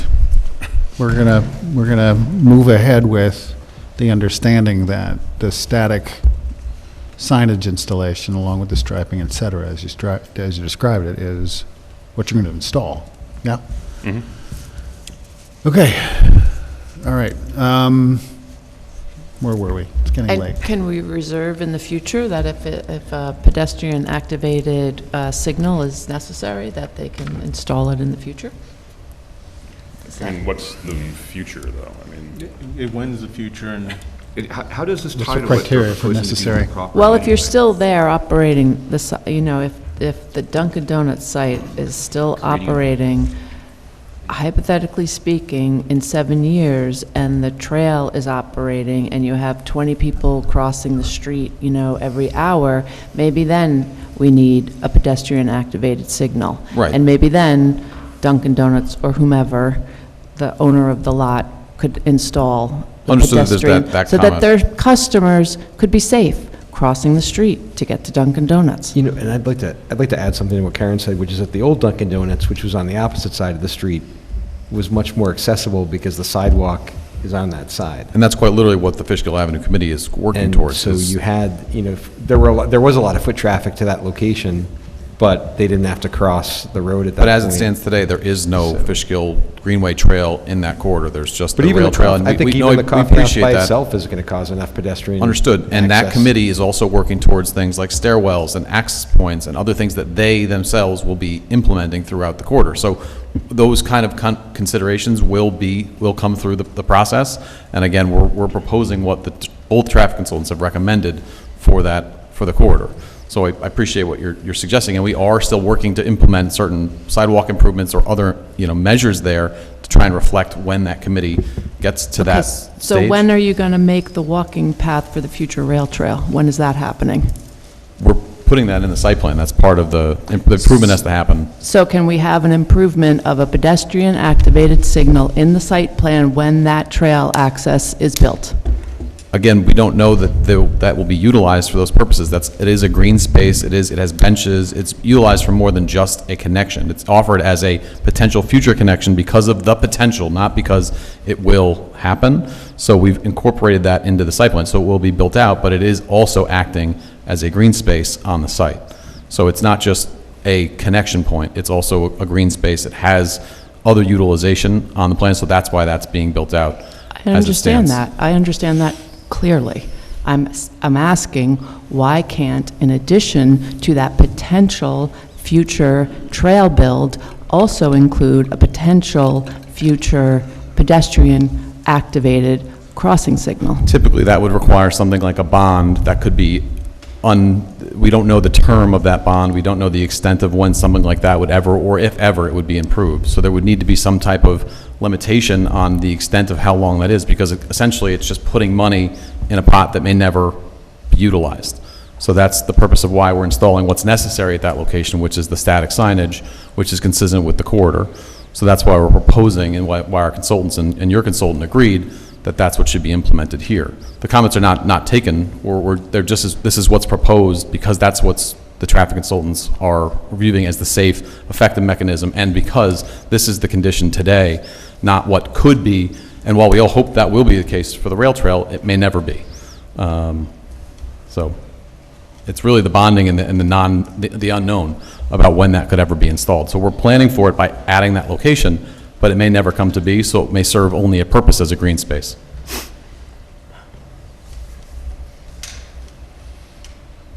Okay. Mr. Russo. So we are waiting for some descriptions for the revised easement for the storm water pipe. And they did submit a construction cost estimate. We had some revisions that need to be done to that cost estimate. And that's what we had at this point. Okay. Is there any other discussion? We do have draft resolution from Jen's office. Is there any other discussion around that as we consider adopting that resolution? Board? This is draft secret? Is that what you're talking about? No, Draft- this is a resolution to adopt. It's type 2, there's no secra. Okay. Type 2 action, so you have a draft resolution of approval. Site that was plan drafted and from your last subdivision. meeting. Yep. Well, I have a concern that I want to bring up, which is the circulation in the parking lot, that I don't feel is accurate, is clearly described. The way that traffic is coming into this site and the way that arrows are indicated, the traffic arrows are indicating how they work, it's not clear how, on the left-hand side, how a vehicle would, there's opposing arrows where the dumpster is and where the proposed pedestrian crosswalk go across, right? That you can't, if there's no parking in that area, you'd have to turn around, and it wouldn't be possible to make a U-turn. You'd have to back up. You see what I'm talking about? No, Other side, yeah. In that route, right? If you go in straight from that entry, let's say you don't realize that you have to make a sharp turn, and it's not clear because you don't have a turn arrow indicated there for the drive-through, right? If you go straight and all those parking spots are filled up, right, you can't continue on because it's a one-way driveway, and you'd have to turn around. It's not clear that that works. especially if you had like a trailer or anything like that. The other thing I don't know is whether or not vehicles, has there, maybe I missed something, but was there a, did you do diagrams with the larger vehicles? Yeah, there was, I don't know if they're in the latest submission, but there was with a with a garbage truck, a single unit 30-foot box truck, and a WB-40 tractor trailer truck, all utilizing the truck-only entrance that we just have identified on the south side, using the loading zone and circulating around the building. So Okay, and that's those were the reason why, because it doesn't work in the rest of the site, right? That's why that loading zone is there for oversized vehicles? It's So they just can- the general loading zone, yeah. Because it is a little, it's a little awkward, you know, that they have to cross a, what would be a busy traffic zone? Yeah, in order I mean- to provide deliveries. We responded, I think, directly to the planner's comments about that. We had originally proposed residential parking there, and that was changed to be a loading zone to minimize its utilization and ultimately limit it to what's required in the code, which is a loading area. So that was changed explicitly in response to comments with the board. I think you went loading, residential parking, then back to loading. Yes. Yeah. Yes, that's true. Fair enough. So ping For the, pong. for the complete history, yes.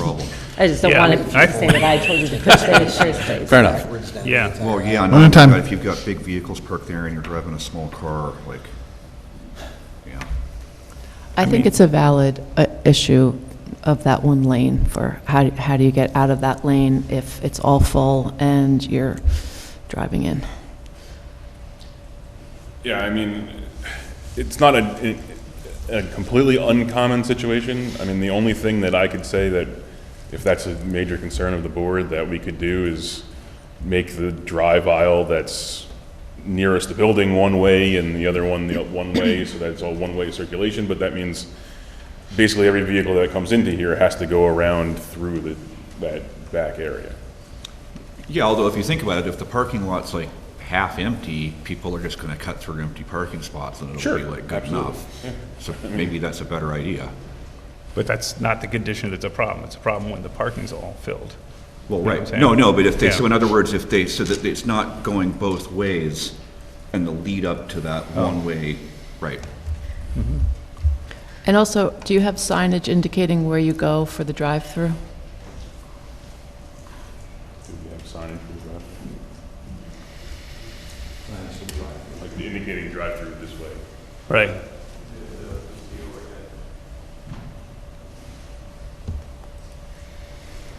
And if nothing else, I think the site plan needs to show that turn, right, as one of the options. Because right now, it really seems like you're going in and out of that one bay, parking bay, and like I said, it's a problem if it's filled. And we're certainly, these are things that we can certainly address. They're not, I don't think these changed really the overall functioning of this site plan or couldn't be handled as a condition to an approval. I mean, these are all things that are, no one's objecting if there's an additional request for a sign. We're just bringing up Yeah, no, no. concerns. Yeah, Understood. yeah, I think the mention that Kevin makes is valid. And if the solution is one way, He's talking about here. We can certainly review that with Ken to the extent, you know, that what recommendation, if the board would be comfortable with that, what Ken would recommend there, based on your comments. yeah.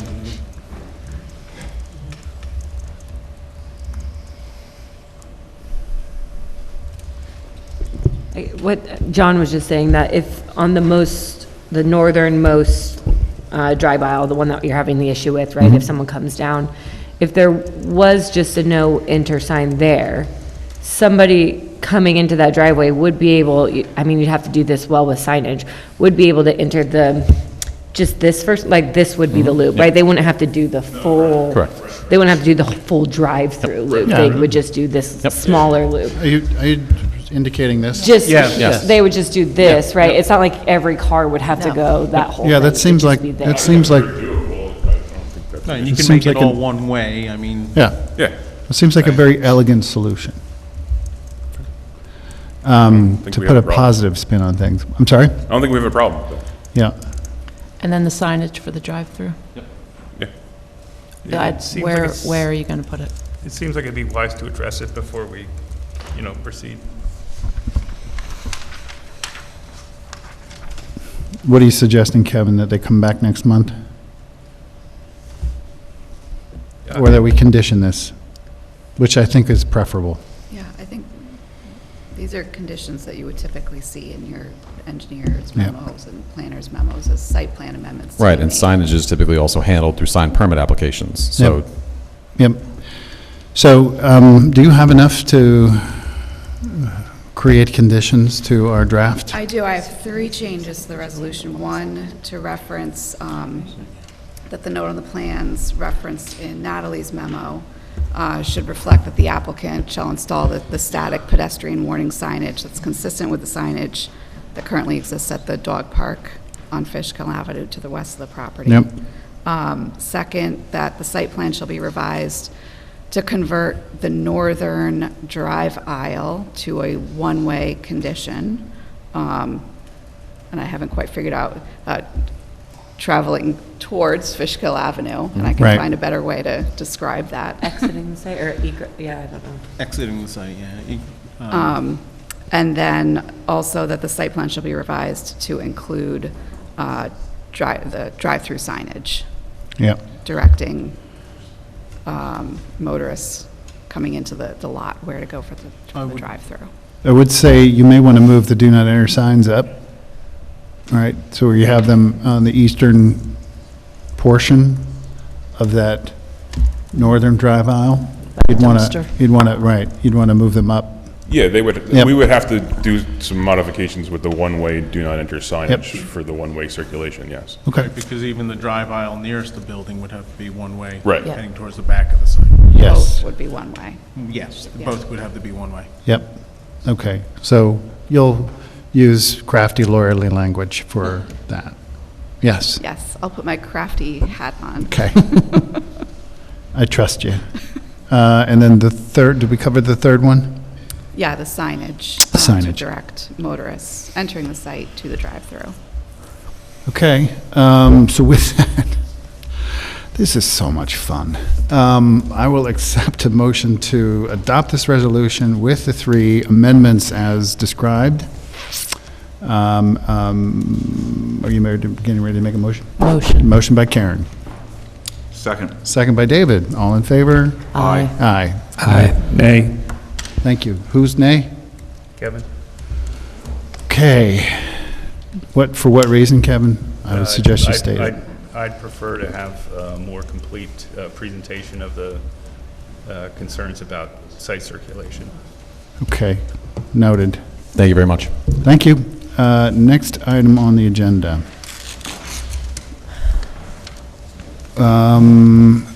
Where were we? Oh, boy. Okay, review of applications for amended special use permit and amended site plan, hotel and restaurant, 1113 Walcott Avenue, submitted by Prophecy Theater LLC.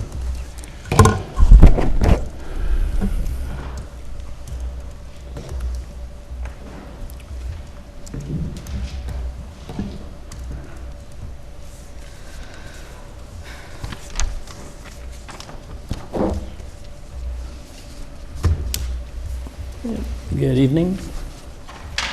So we submitted the updated site plan and additional drawings that were part of the original set to reflect the reduced building design that we presented at the last meeting. Just to remind you again, the hotel is going to have 16 rooms instead of 30. We are working on the landscape plan just to catch up with the new site layout. So that'll be submitted for the next month. And then we're also working on the revised design of the smaller hotel. It's going to be a similar idea, just smaller scale, and we'll get that into you. Okay. Consultants, want to start with you, John? That's fine. So the traffic management plan should be updated to reflect only 36 off-street parking spaces. I think it still states 39 from what was previously submitted. Exhibit number 2 in the traffic plan and exhibit number 3, they should be clear, so we can read them. I mean, you're calling out parking areas on it and everything else, they're not legible, so. Based upon the notes provided on sheet 1 of 16, with regards to noise mitigation, it appears that what was previously proved is being reduced. I brought this up at last month's meeting. Yeah, we're going to put that back, and those notes will show up on that plan. That's what we were told last month, too. Yeah, it was, we had a technical error. Okay.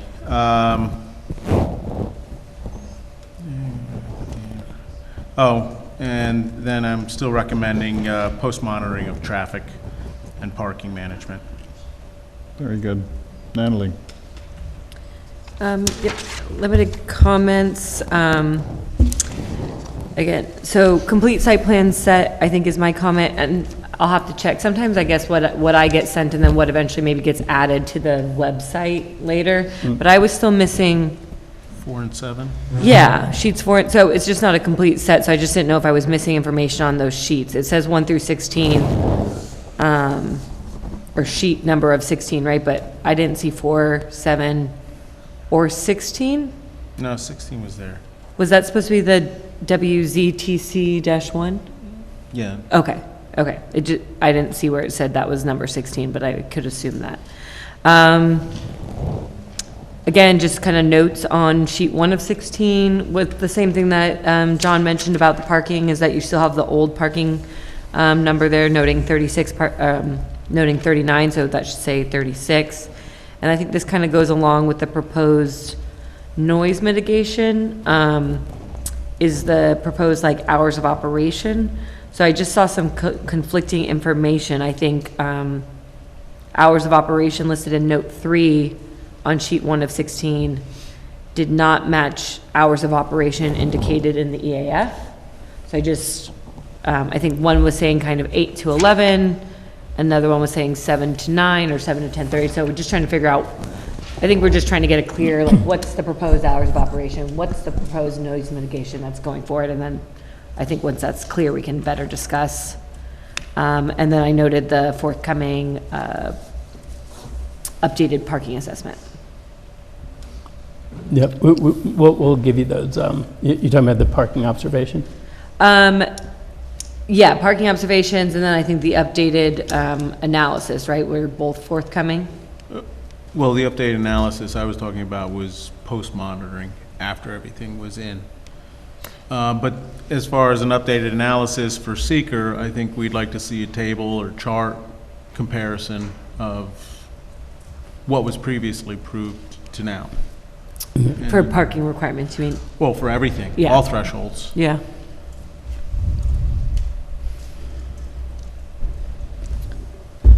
So that was it for me. I'm just mostly making sure we have the correct information for what's being proposed. And just, those are limited because I understand that the previously reviewed project went through significant changes, so I was just kind of focusing on changes. Yep, okay, thank you. And then we also discussed I think it would be prudent to have a comparison of neg deck previous approved to currently sought, right? Just sort of make sure that that's on record. And then... Would that be part of the comparison that Natalie was mentioning? Oh, did I just repeat what you said? Well, John, I started it, I think John finished it, and then okay. you just added to it. Yeah, I'm just reinforcing. He reinforced it, so. Yeah, Okay. exactly. Or I wasn't listening. You reinforced it. Yeah. Okay, so then also any other, before we have some business we can take care of tonight as far as noticing public hearing, but before we get to that, any other questions or comments or discussion around the board for the applicant? When are we going to get to see the elevations on the change to the hotel building? We'll submit that for the next one. Thanks.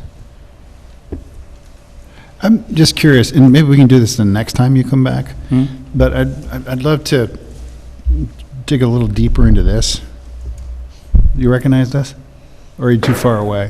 It's what you're calling the, this thing. Yeah, come on up. That may be this guy's. Yeah. I don't know if we want to do that tonight, but just be prepared for next meeting. Anything else, board? We have the option of noticing public hearing for next month. Yep, great. Motion by Kevin? I'm sorry, Len? Second. Second by David. All in favor? Aye. Aye. Anything else for you? Okay, thank you. Thank you. See you next month. Gosh, what was it called? Work zone traffic control plan. Yeah, I'm curious about the signage and the striping, and then especially these little black dots. What the heck is that? Hi, good evening. We are now at our last agenda item on our regular agenda before we go to architectural review. That is number 6. This is a new item, review of application for subdivision approval, residential, 74 Anderson Street, submitted by Sanda Gupta. Hi, good evening. I'm Hi. Dan Kohler with Hudson Land Design. We are the engineer for the applicant. Subdivision is of 74 Anderson Street, as you mentioned. It's in the R1-10 zoning district, and we are proposing 2 lots there, each of 14,000 square feet plus. Proposal calls for raising the existing house and construction of 2 new homes, 2 individual driveways, new water and sewer service connections, and here we go. Sorry about that. Trying to get this map up and trying to keep this thing moving for you. Okay. And here's our layout off of Anderson Street. The existing home is pretty much where the home is shown on, the proposed home is shown on Lot 1. So we're going to basically be raising that and reconstructing new.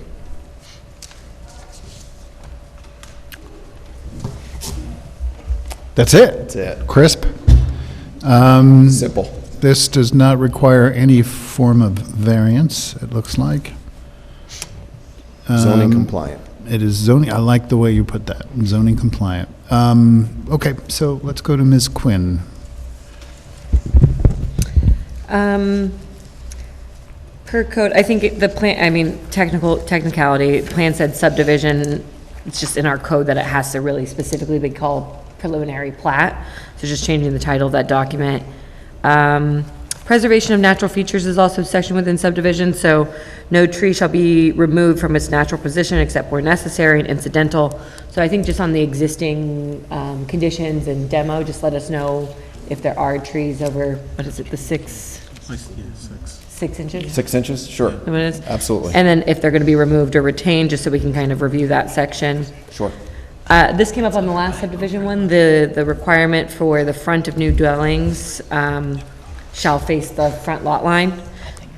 So I just couldn't tell with the footprint layout where the front was gonna be, so just Right. indicating that. No problem. Because the garages come in from the side. Yeah, but I side wasn't loading garages is the concept, so house is still facing.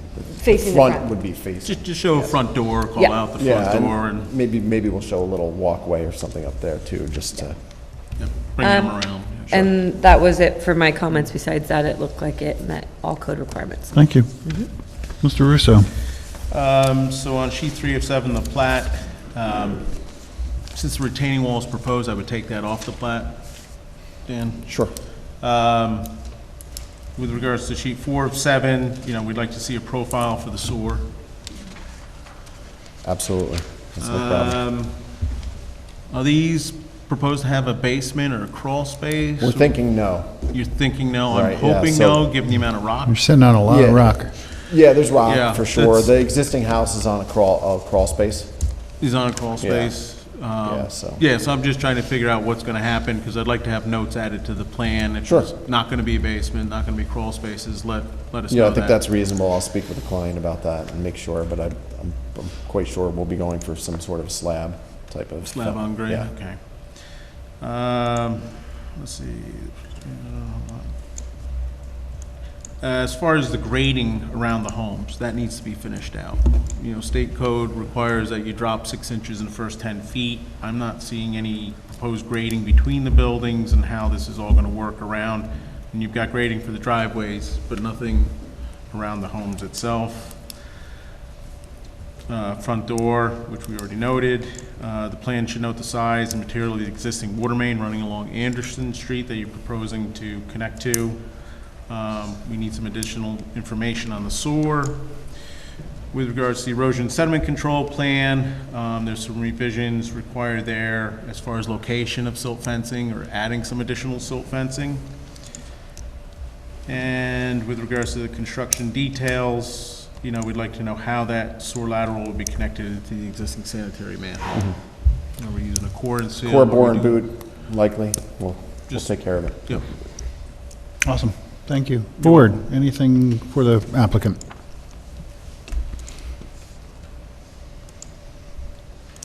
This is an uncoordinated secret review, right?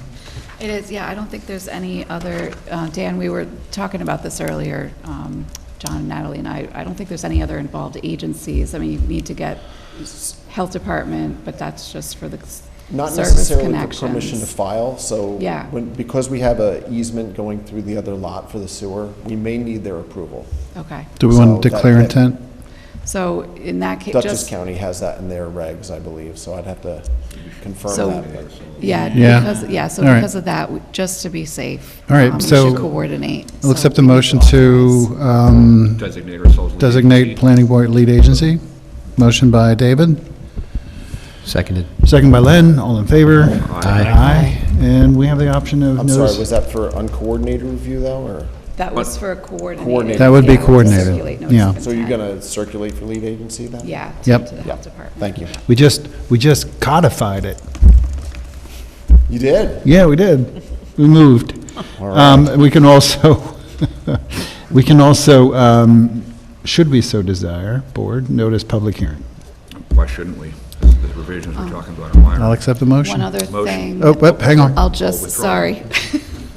Attorney speaking. Since Shush. it is a subdivision, we typically do seeker before we open the subdivision public hearing. Oh. I'm not saying you shouldn't schedule the public hearing, but we should also direct neg deck documents for next month as well in that case. Well reminded. Yeah. Let's do that first, since you mentioned it. So let's direct, I'll accept a motion to direct Jen's office to draft neg deck. Motion. Motion by Karen. Second. Second by David, all in favor? Aye. Aye. And then I think you withdrew your motion to notice public hearing, but I'll accept your motion to notice public hearing. Do I have a second? Second. Second by Karen, all in favor? Aye.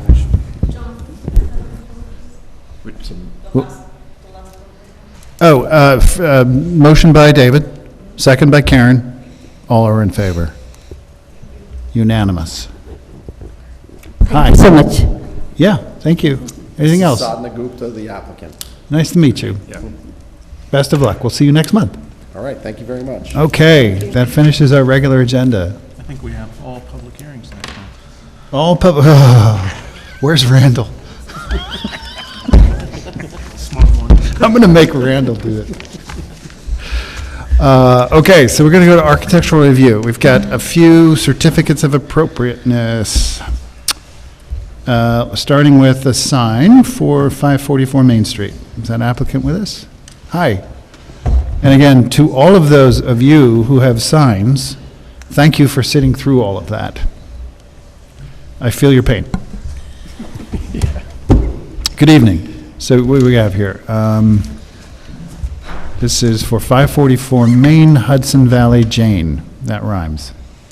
Hudson Valley Jane? Right here. Why Is that not one? Mary Jane? There's the ring. Just got shortened to Jane for sign size.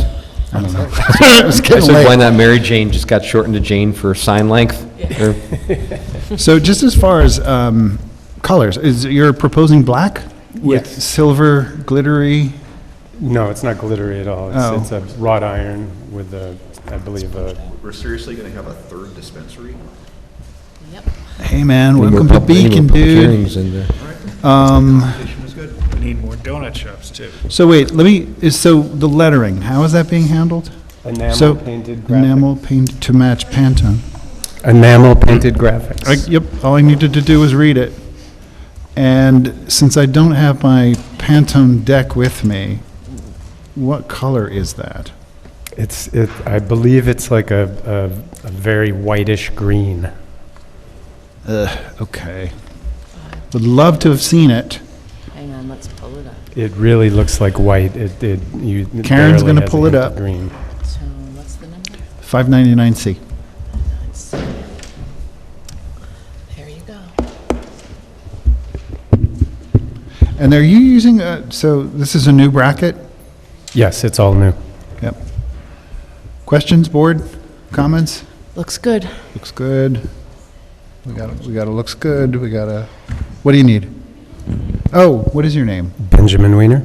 For the record. Benjamin Wiener. Weiner. Thank you. Okay, I will accept a motion to approve this sign. Motion. Motion by David. Seconded. Second by Len. All in favor? Aye. Aye. Great, thank you. Can I go Thank you. first next time? So our next sign is 207 Main.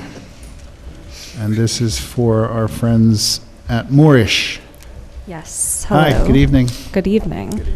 Let's see, you've got a 16 by 24 sign.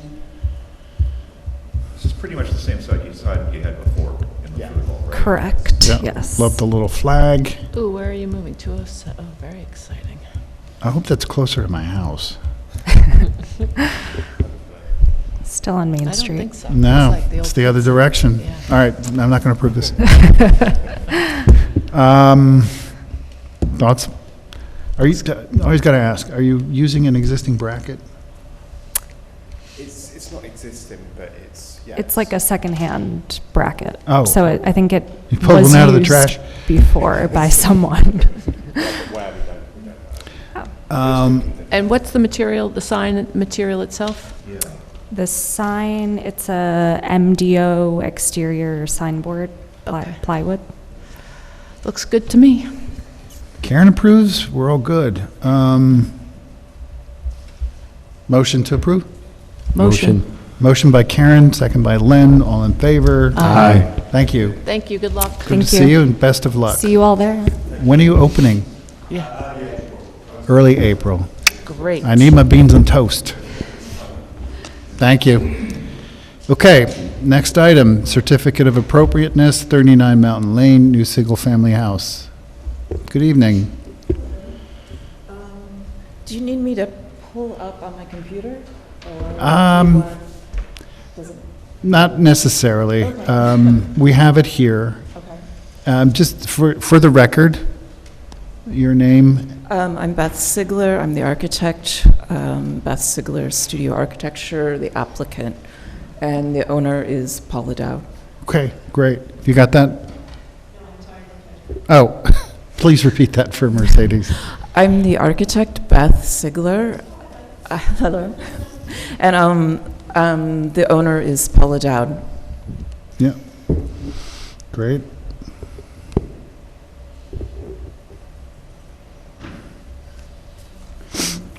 Don't all jump in at once, board. Any thoughts, questions? Yeah, materials, helpful. Thank you. This is the hardy board shingle, the stucco lime wash on the concrete. Two options for siding. Tariff may be taken into account, so for affordability. So we're looking at either a hemlock or a cedar with a natural finish. So it's, what's the difference between these two? Narrow or wide? No, they're different species. Oh, they look very similar. This is the cedar, this is the hemlock. Kind of depending on cost, so we're hoping to have a little bit of, you know, it will be one or the other. Most likely the Hemlock because of the cost, but just not knowing what's going to happen. Yep. I never know how to codify these things. Either or. Is either or acceptable? It is to me. They're pretty much Yeah. similar. I have a question. Do you know what the elevation difference between the street and the house site is? I mean, or how far apart are the lines? 5 feet. Okay. So And is that part of the front lawn the septic vegetated? is in the front. So Okay. there is Oh, septic. okay. Here, this is where the field is. There are trees. We're keeping as many as possible. So the graded portion is where the septic is going? Yes, that Okay. is where the septic is. Okay, I just wanted how visible it is from the street. I'm trying to get a sense. Right. So is the house site higher than the street or lower than the street? The house is higher. Okay. And it's set back about 140 feet. Yeah, it's not really going to be that visible from the street. No, it will not. Is there significant foliage in the front yard? There is actually. There is a very wooded site. Anything we can maintain outside of the septic field will be retained. Yeah. Any other thoughts, questions, board? Well, I mean, to state the obvious, the style of the house does not really fit in with most of the other properties that are in the area. The house is set back a long way. It's got trees around it. There are actually a couple of fairly modern houses up on Mountain Lane now. Are there? Yep. Yeah, the owner did another one. Particularly across the street, number 50 is quite modern. It's a very eclectic street, actually. It Yes, is. it is. Actually, I'm thinking back on what 50 looks like right now. I'm actually from, yeah. Yeah, this is sort of the modern section of Beacon. This is kind of where, I was gonna say. I think it looks lovely. Yeah, very nice proportions for a modern house. Well, kind of like I was It's fine. saying too, when you got a little bit of space around you, some of these concerns get a little less Yeah, attenuated. yeah, especially the distance and the sight lines. Okay, I'll accept a motion to approve. Motion. Second. Motion by David, second by, I'll give it to Kevin. All right. All in favor, all in favor? Aye. I lost my place there. Thank you. Thank you. You're welcome to grab your samples, although sorry. No, that's okay. All right, next item on the agenda is Certificate of Appropriateness, 17 and 19 South Avenue facade. It says something to do with windows, I understand. It does, Mr. Chairman. Good evening. Brad Schwartz from the law firm of Zarin and Steinmetz. We represent the church. I'm joined tonight by Joe Harbison, the Vice Chairman of the Diocese, Father Chuck Kramer, who is on the job really for 11 days, I believe, Al Capelli, architect, and my associate, Vincent Padone. So, as I mentioned in our cover letter, we're here to remedy a notice of violation that was issued to the church due to the removal of Tiffany stained glass windows without achieving a COA first. As I explained, the windows were removed in an effort to raise some funds that would help support the improvements at the Walcott Avenue location. The church did not know that an approval was required. I don't have a better story than that. The church just didn't know, nor did the consultant. And so we're here to work together with the city to fix the problem. We do have some pictures to show, but I think I could quickly summarize this, as I did in my letter. There were a total of 6 windows removed. 4 on the south side, very simple. We're going to put them back. They haven't been sold yet. They're going right back in. 1 window on the west side facing 9D, St. Andrew. That window was moved over to the Walcott campus. And the other window, the 6th one, was removed and sold to the Historical Society. So there are 2 windows that do need to be replaced with something else. And what we're proposing is to install a replica. There would be an exact image placed on Lexan, which is essentially plexiglass. The geometric pattern and the colors would look exactly the same. So from anyone observing the building from the exterior, no one would even notice a difference. So about one quick question. The Beacon Historical Society was the purchaser of the one window you're referencing? I'm sorry, not the St. Andrew, one of the smaller side It windows. was the Beacon Historical Society, right? Yes, they are in receipt of the contraband. And they're not, I'm just kind of, they're not willing to just relinquish it, undo the sale to restore the building fabric back to what it was? I mean, that kind of- Teresa ran out of here. She just ran out of here real quick. I can Yep. chase her down. I'll see her walking my dog. She can't hide from me forever. You know, it's like, Give it back, Teresa. Just saying. Of all people, she But should I'm know kinda- better. Yeah, I'm kind of surprised that it can't be undone. Doesn't seem like, I mean, given who the parties are and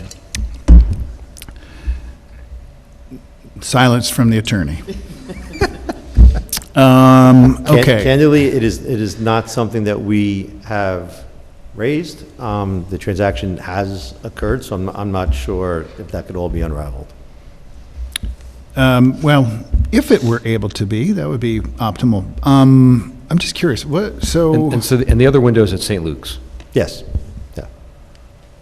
Also, I mean, conceivably, But that's where their main congregation is now, so that's for... right, I kind of understand, but at the same time, Is there- certainly can't be undone.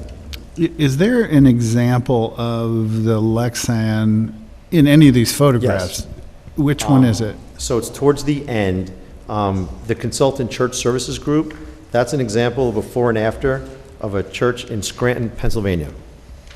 Is it the one, the close-up with the sheep? No. Let me approach. No, that's a good show. So let's turn back.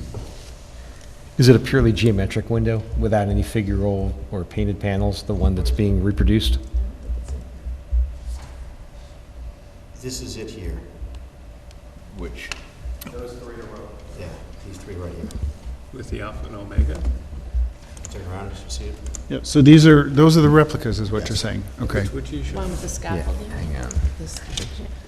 Those are, Okay, so on either side, or But sounds like all three of them, yes? So So wait, these are examples of It's an example of another church in replica. Pennsylvania where this A company different church. has done this type of work before. Got it. the windows that are to be reproduced, Yes. do they have any figural or painted elements, or are they purely geometrical? Purely geometrical. Ah. That's a pretty good job. And they're gonna, This is the, if I could approach, this is Yeah. the brochure of this company, Church Service. I'm not a judge, so you can just come on up. At 11 o'clock, anything goes, right? So this is just another example of the restoration work that they performed. So it's against some sort of before and after. Yeah. Okay, So they do great work. It's actually, I've learned more about replicating stained glass windows than I ever would have imagined in my entire legal career. There's like a factory in Alabama, which is where the work gets done. It's a completely one-dimensional replica, right? I worked for 4 years in an art glass studio during college. I worked for Ann Arbor Glass Works as a glazier. I made a ton of leaded windows. I restored them. These are 1D and, well, 2D. It's a decal right between a couple layers of glass. You're not going to see the dimensionality of the lead. You're not going to see the texture of the glass, which this stuff has texture and. yes, we can describe this as the best of a bad situation. Is it really the best of that situation? Because I mean, it can't. Len, we're not gonna convince them that they can't get approved because they can't get the windows back. I mean, it's just not something we What can. I'm saying is only one window that they conceivably can't get back.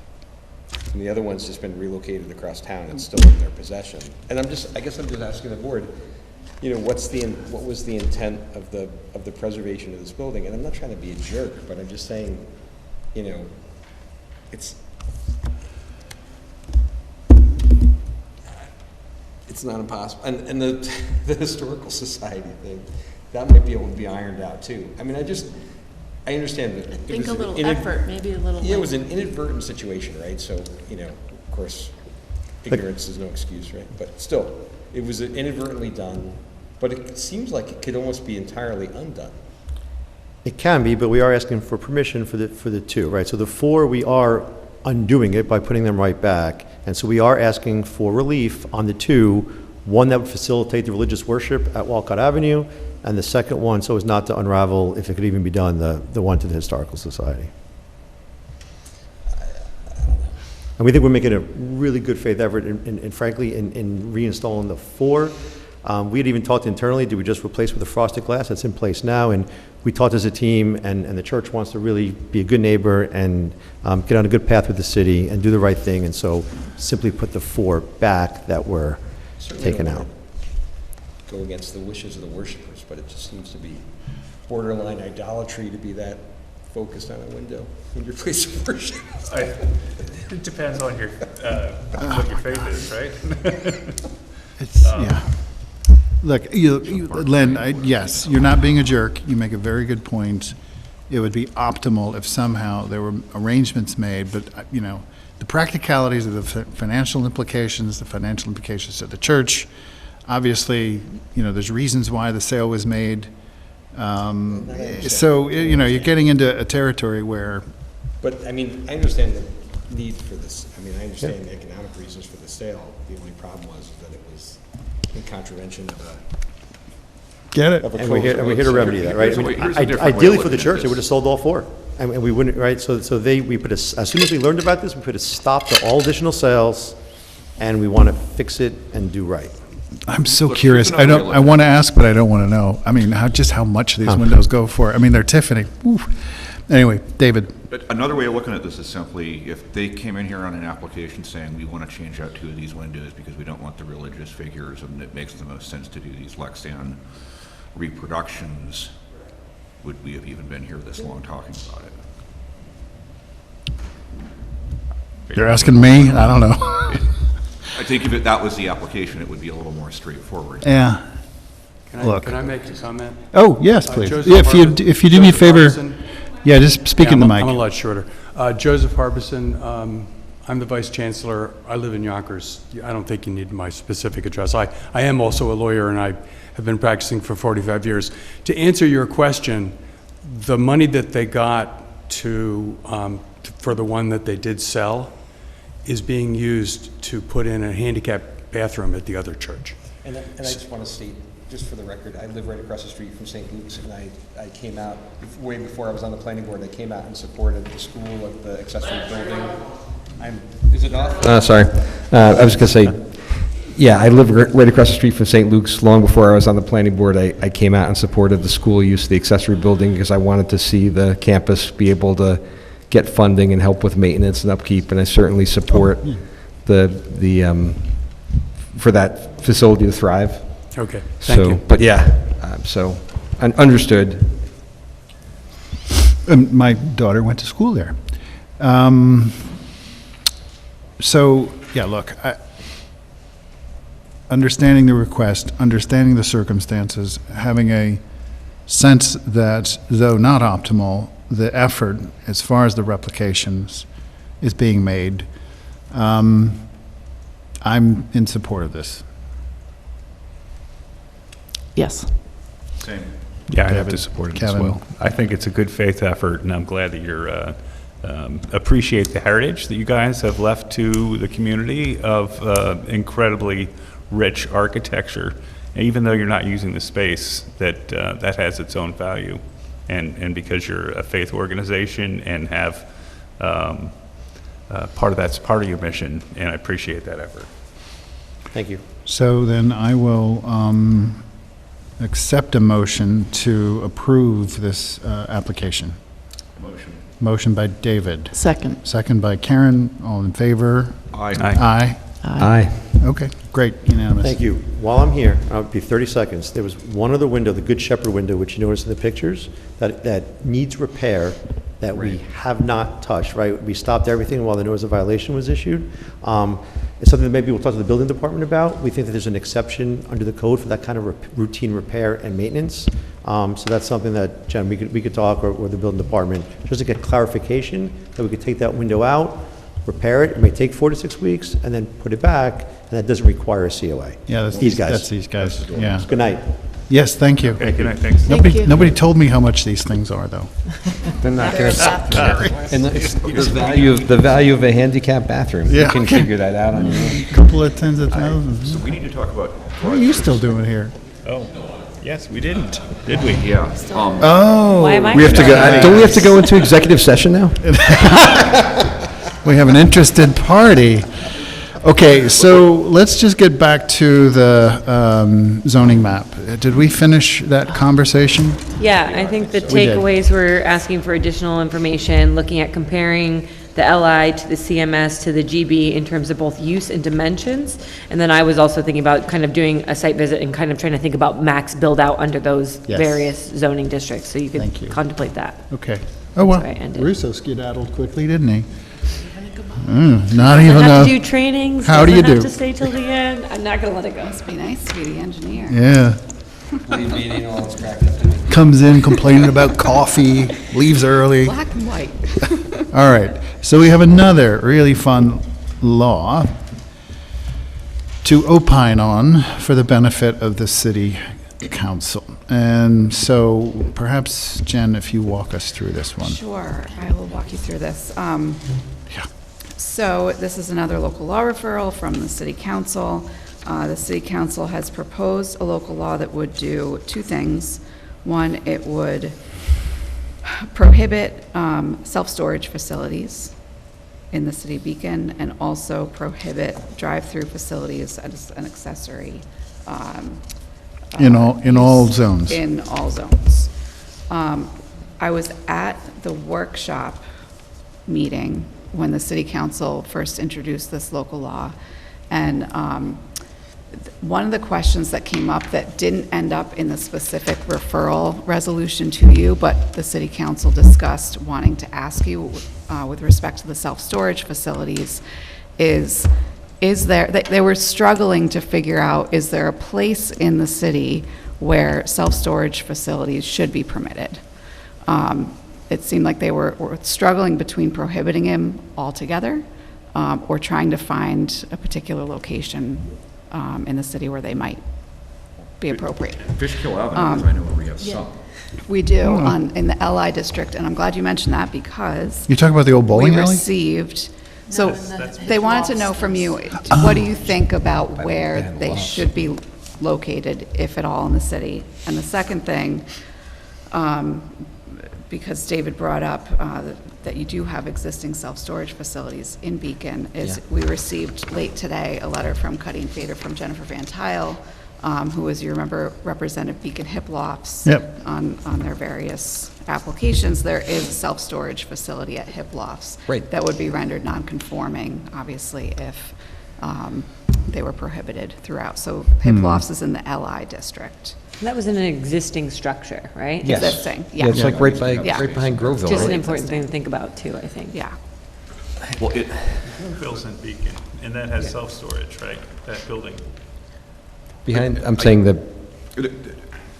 On both of these, this is really striking me a lot of as not in my backyard stuff. I mean, do we have a demand for the storage facilities? Reasonable minds can differ on whether or not we should have drive-throughs. In my opinion, kind of, I gave it some thought at length. Especially Fishkill Avenue probably makes sense. Now, related issue that I referenced before, but I don't want to let this go because on this one, I don't think it's a reasonable minds can differ thing. If the city wants to prohibit drive-through restaurants, the approach they're taking now is, okay, if you look at the current zoning code, the fact that you have drive-throughs allowed in 2 areas and otherwise not addressed gets me to a pretty clear legal result that everywhere else it's not allowed. If you delete the 2 places where it's allowed, as it's proposed, maybe it becomes a little more arguable, but I don't really think it's that arguable. The approach they're taking is deleting those 2 provisions and then adding a new provision that says all uses not permitted or disallowed, which is implicitly the way the entire zoning code is already set up.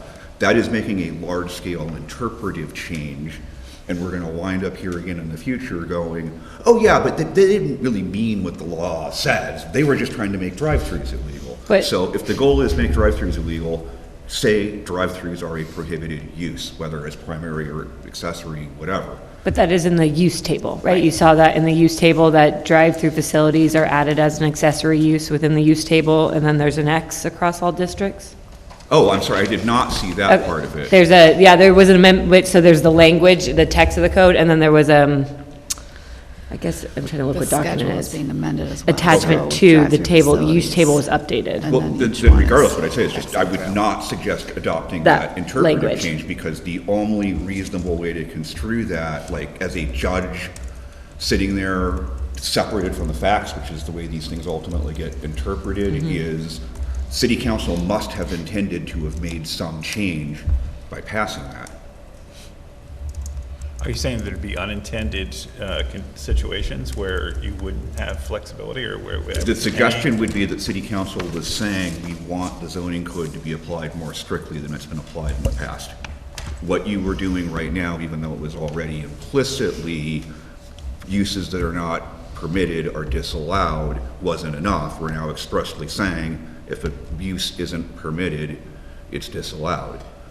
If we think there's any like language Ambiguity. doubt about whether or not drive-throughs are prohibited, just prohibit them. It's better than coming up with a wide-ranging provision Yeah, that could have. I'll let unintended Jennifer speak to this, because I ramifications. think that's traditional language in most codes, right? Yeah. It's just, that it's actually just how zoning is It's just how reviewed by, works. right? Like, Right. if it's not there listed, it's not permitted. So you're stating, Or I say- think, or say I think the for intent avoidance was to of any just doubt. memorialize the basic zoning principle that all uses that aren't Say for permitted the are avoidance of prohibited. any doubt, Yeah. enact that provision and say, city council does this to clarify it's in the way it's understanding of the way the zoning Yeah. code currently applies, whatever, but language that makes it clear you're not actually making a change. Part of the reason this may have come up, I don't know, I didn't listen to every discussion in council, but there were a lot of uses which people were uncomfortable with that came up. It was like, could that be interpreted as, right, as being allowed, because it's, the definition of it isn't clear to me, you know? How are all these things defined? Not every use is defined in a definitions clause, Well, right? right, so I remember one of the examples, I think Paloma brought it up, was like, what about a supermarket? Like, is a supermarket listed, or is that something that's now going to be prohibited? And the response there is, it's a retail use. I mean, so there's a Right. lot of And if things it- like that Yeah. that are actually already taken care of in the zoning code. Understood. But just not explicitly listed as, supermarket, bookstore. But I was trying to understand, like, why the uncertainty that people, when they're especially reading that, they can think of situations where that interpretation is up to, is in contention or gets argued or whatever. well, I think or it happened with definitions. drive-through, right? Right. Because drive-through was not a listed use. It wasn't in the accessory use table, it wasn't in the permitted use table. The only place drive-through came up in the code was in the linkage district and the CMS district, right, where it's expressly said it was prohibited there. Right. And so I think there was confusion. Right. Right, and so the standard of if it's not listed, it's not permitted, it was not, that was not applied at that, or it wasn't, No, I think that wasn't there- clearly it- stated in the code. So, but the catch-all provision of, if, customary and incidental accessory Yeah, that's true. use. Yeah, So, you can have accessory uses for a principal use that are not all explicitly listed, because there's a catch-all provision that says any accessory that's, customary and incidental to the principal Right. is a permitted accessory use. You don't have to Right. enumerate every single But having worked type of accessory use. with zoning in New York City, right, there are times when, because it's not reviewed there in the same way, it's internal and administrative, that there was a whole period of time in the 90s where those interpretations were stretched to what ended up being like sanctioned extent, let's say.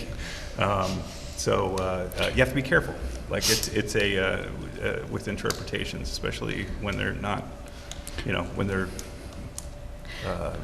maybe not popular. Right, but that's why there's a chain of command where the building inspector is charged legally with the responsibility of interpreting the code, Right. and then there's an appeals process from Yeah. that. Okay. To the Zoning Board of Appeals. So The larger issue is, what do we think about prohibiting drive-throughs and storage units? Because I think that's kind of the can they actually intended to get to us. Right. What's the use? Well, first of all, I just want to say that I think that temporary storage is a totally non-beneficial use in the city of Beacon, and it provides very little benefit. It's provided in other places nearby. Everybody has to use a car to get to it anyway. It doesn't need to be with it local and close by. So that's just one, as far as that goes. I wouldn't consider it a necessary, or it could easily be not permitted. And it wouldn't inconvenience anyone. Drive-ins, actually, I'm not 100% sure about, to be quite honest. You know, there are people that are very opposed to it, and it has to do with a series of other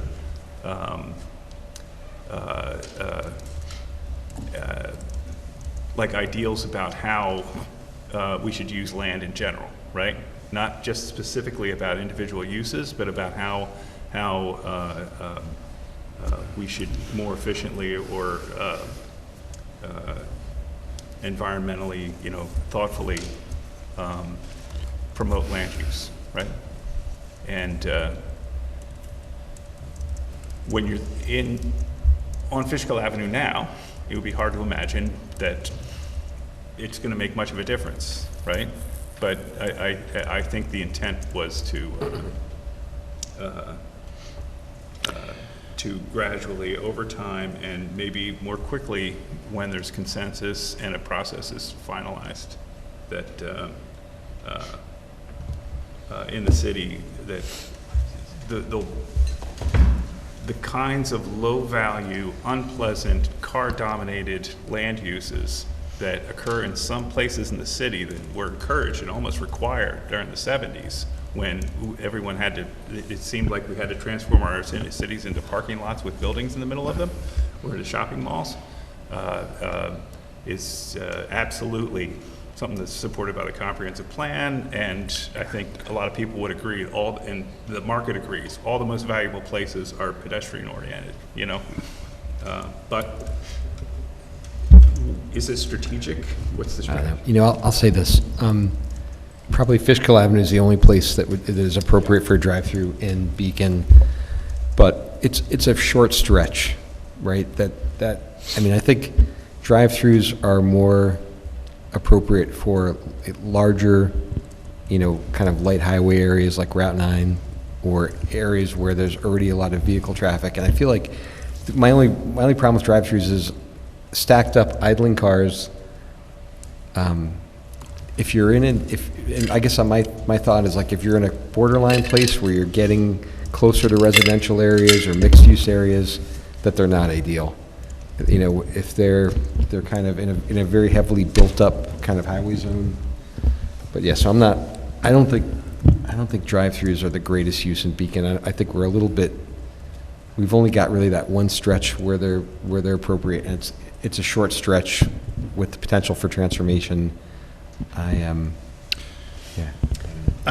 personally think that there are appropriate districts for each, self-storage and drive-through. And I agree with you. I think 52 is one of those zones where drive-through is appropriate.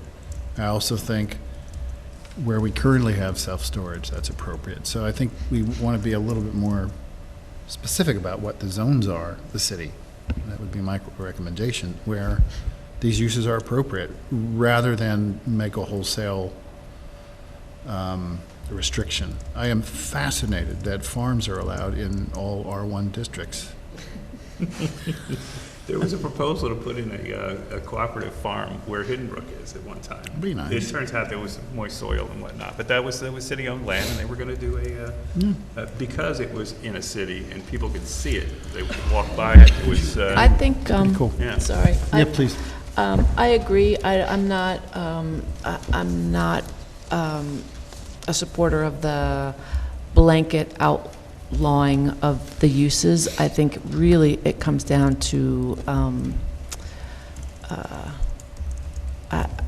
I think the diversity of uses, I think we have cars, we're going to need auto repair shops. I'd rather be able to walk to an auto repair shop than have to drive to another town for an auto repair shop. I don't use self-storage, but I know apparently a lot of people do. So again, I think the one that we have in town is well cited. So I think maybe it's looking at the corridor of 52, the short corridor that it is, and thinking about, you know, the zoning of it and where can we like put these within that zone. Like maybe it's not along the entire stretch of 52. Yeah, because it is a short corridor, and I'm saying, imagine that short corridor of 52 with a Wendy's, a McDonald's, and the Dunkin' drive-through on it. Do you like it now?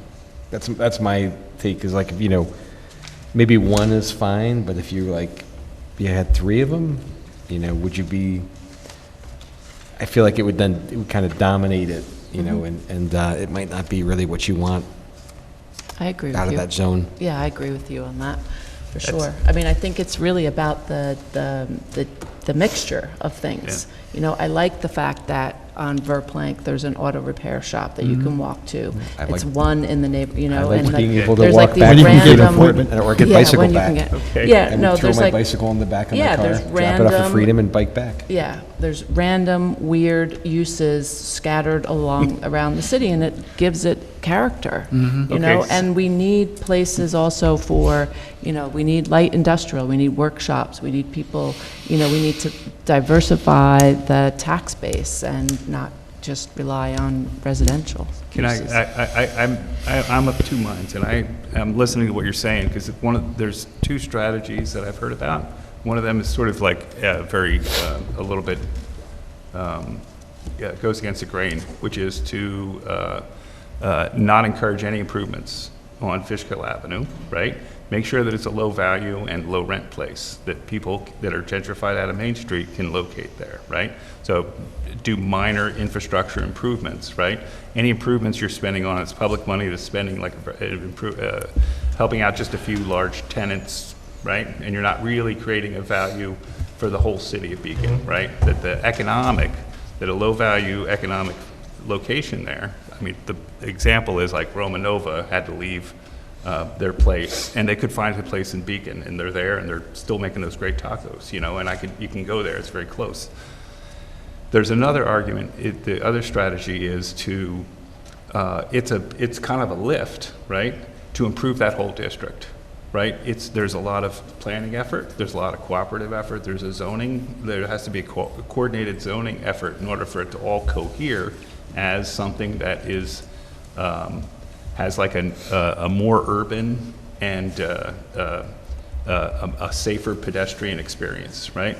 Which would be much better, right? It'd be better for the property owners, it'd be better for the people in Beacon, but it would also be more expensive. It would necessarily, one of the things that would give you the tax income, all these other financial things would be improved. So that's almost like a fundamental decision, you know, and one of those choices really hasn't been discussed very much, which is let it just sort of like be an inexpensive, low rent district that, because nobody really, a lot of people would prefer everything to look better around here, you know? You want your neighbor, you know, you want your environment to be better, you know, to improve it. But there's an impact on that. And I wouldn't say that in a public hearing necessarily, but those are 2 different ways. You of just looking at you just said it in a very I public did. forum. Well, It's this on is- the is record, this Kevin. being on record? Are you gonna put this? No, okay. Yep. Okay. You did it now. Okay, I thought the ARB, I thought after that it wasn't, well, there's no audience. in that So case. what are we Even if the saying? Consensus? Yeah, I want to get to before the clock strikes 11, I want to get to compiling our thoughts for the council. Whether they listen or not is a different story, but In fairness, I should also mention, we also did receive from Cutting Fader a letter on drive-throughs. So we received one on self-storage today, and we received another one on drive-throughs a couple weeks ago. And you were all copied on that. You have it. As much as I'm unhappy that I have it, I have a self-storage unit at, I guess it's Hiplofs or whatever, behind Groveville. Yeah. I don't want it, but One of which is that you could suggest special permit regulations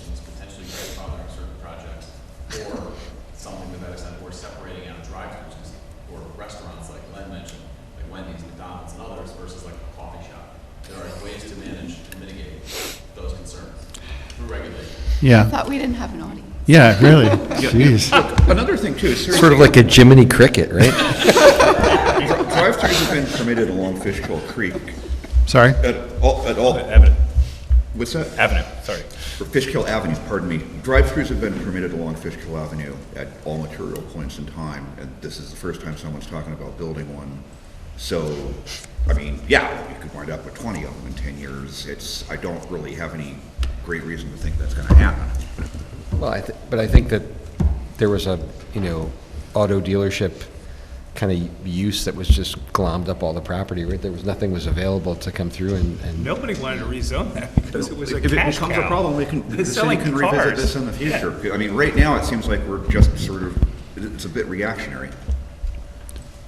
Not great optics.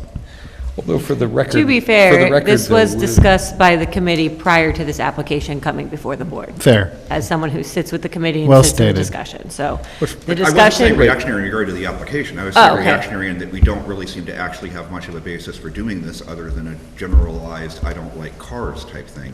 Right. But it's also clear that the planning board has been proceeding apace with the application, just, without consideration of possible future laws. We've been just doing what we do. Yeah, and I think, As just to respond to you, David, I think this is coming from the committee's recommendation, right? I'm just going to read to them, because right now we're only talking about drive-through. So what they said is, the committee has similar concerns, talking about self-storage, with drive-through component. The uses typically focus on auto-centric design and are considered detrimental to pedestrian safety because they often create congested traffic patterns with cars entering and exiting at various angles, leading to increased risk of collisions with pedestrians. An evolution of the corridor, again, evolution from what it is now, with this type of use is not consistent with the overall pedestrian scale vision that the committee is working towards. The committee recommends that drive-through facilities, standalone or used in connection with any other uses, be expressly prohibited within all zoning districts along the Fishkill Avenue corridor. So just to give you a little bit, they're not just saying we hate cars, right, in terms of what they're thinking about when they're looking at this corridor. So I just wanted to read that. That was the language that went to the council that then informed their consideration of this, just so you have that with you. Well stated. On the one hand, I'm thinking, city council's going to do what they're going to do, right? So they're looking for our feedback. I love when a legislative body includes the administrative body in their decision-making. I mean, yeah, this is based on public input. It's been considered by the city council. What do we want to share with the city council about the board's position on these two laws? What specifically? Can we limit the use to a portion of the zone without prohibiting it entirely? So kind of like shrink the footprint available. Well, you could Specific specify different sites? zoning Yeah. districts, 'cause Can't we there's make up a several zone where along- it's allowable?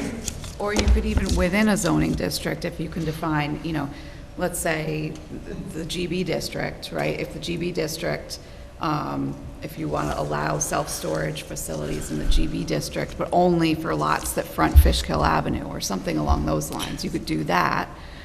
But you'd have to be able to That's what- describe the location See, within the that's back to my district. original point. It's they're looking to act on this soon. My feeling, and it sounds like the rest of the board agrees, I don't want to put words in your mouth, but that to do this right, it really needs more consideration to the level that you just described. That's what I would say to the council. And I wouldn't necessarily twist ourselves up about how exactly to do that.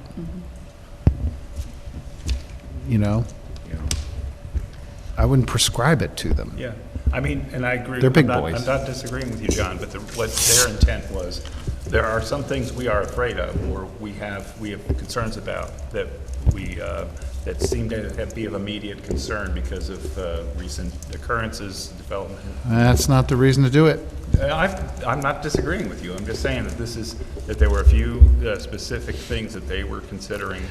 And again, so in order to for that avoid- reason, Kevin, they're going to do what they're going to do regardless. So we have this moment only to share our thoughts with them. And Let me throw out one other idea, in all seriousness, because I kind of, frankly, personally agree with this idea that they should probably have a little more information. One option would be to do some sort of a moratorium while more information is developed and until a permanent decision is made. Throwing that out there, this would be one more. Yeah, I mean, we could, as a board, recommend that. Again, they're going to do what they're going to do. Whether What they is take the that more recommendation information, or though? not. I missed that piece. Like, what is the? It's the ability to look more closely at certain districts for these specific uses and where they might be appropriate, and identifying them and you know, incorporating them into this new legislation. I mean, particularly, we've got traffic consultants, and I genuinely don't know to what extent they were involved with the committee, but a lot of the concerns we're talking about are traffic-related concerns. We should probably be leaning on them. Yeah, I agree. I mean, to me, again, it just comes down to, it feels like something like this needs more, just like the other law we were looking at. Like, They for need more consideration, more study, more thought, and not for, you know, navel-gazing's sake, but to actually get it right. Like, for And not be so example, broad and sweeping. the existing self-storage facility at Hip Lofts is in the LI district, but where else do we have LI districts? We have one East Main, right? We just talked about that with the other local law. There's an LI district there. Well, I made the same There's also- comment right, there's previously also that if along the you. river, like, would those be appropriate When we had the locations presentation for from the- self-storage facilities? Can you let Jen Or is it finish, more- please? Or is it more limited to only certain LI district areas or other, you know, other zoning districts? Sorry, go ahead, Len. There are heavy industry districts also. I mean, Yeah, if there's you want to HI, be right. more focused or in a way more restrictive in reality, you know. Right. I mean, there is the whole R140 district out past the high school that, you know, that could, seems like could Farms. be used for farms or light industry. I feel like it warrants a larger look and a closer look. Yeah, well said. So is that enough for you, Jen, to craft something meaningful? I think On so. behalf of our I mean, is robust everyone- August committee? I mean, what the chairman described with kind of, you know, needing a little bit more time and more information, is that the consensus? It sounds like. I see the point of wanting them to deal with concerns, specific concerns that have to do with. I see the point. Things that are happening as we speak, let's say, timely, you know. I understand that, is what I'm saying. They're not necessarily mutually exclusive. I mean, No, but it's uncertain time and an uncertain outcome to do a code change, new zones, all those other things that would be contemplated in order to do it correctly, right? And I just think that there was concerns about these things, and whether those concerns are important is another issue, right? The Doesn't way that I leave look them at the option them, of doing the moratorium? Sorry, don't talk over me, please. go ahead. That's all I was going to say, just that one sentence. Okay. I think it would probably be fair to say, correct me if I'm wrong, generally stated, most of us had some concerns with the categorical prohibition. Yeah, agreed. I think that's one way to Yeah. share our deliberations back to the board, And in order to council. make a more focused recommendation, you know, we would want to look at different zoning districts and different areas within zoning districts to be more targeted. Yeah. Again, who knows whether that's going to be effective. If they have their timeline, they have their timeline. But if they're asking of the board what our thoughts are just that we think that the city needs, regardless of other extenuating circumstances, in order to do something like this, they need the time to look at this more closely in order to get it right. And hopefully they watch our planning board meetings. Anyway, is that enough? I think so. Basta così? Allora, grazie.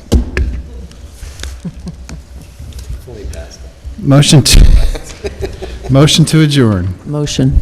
Motion by Karen. Seconded. Second by Len. All in favor? Aye. Another one in the books.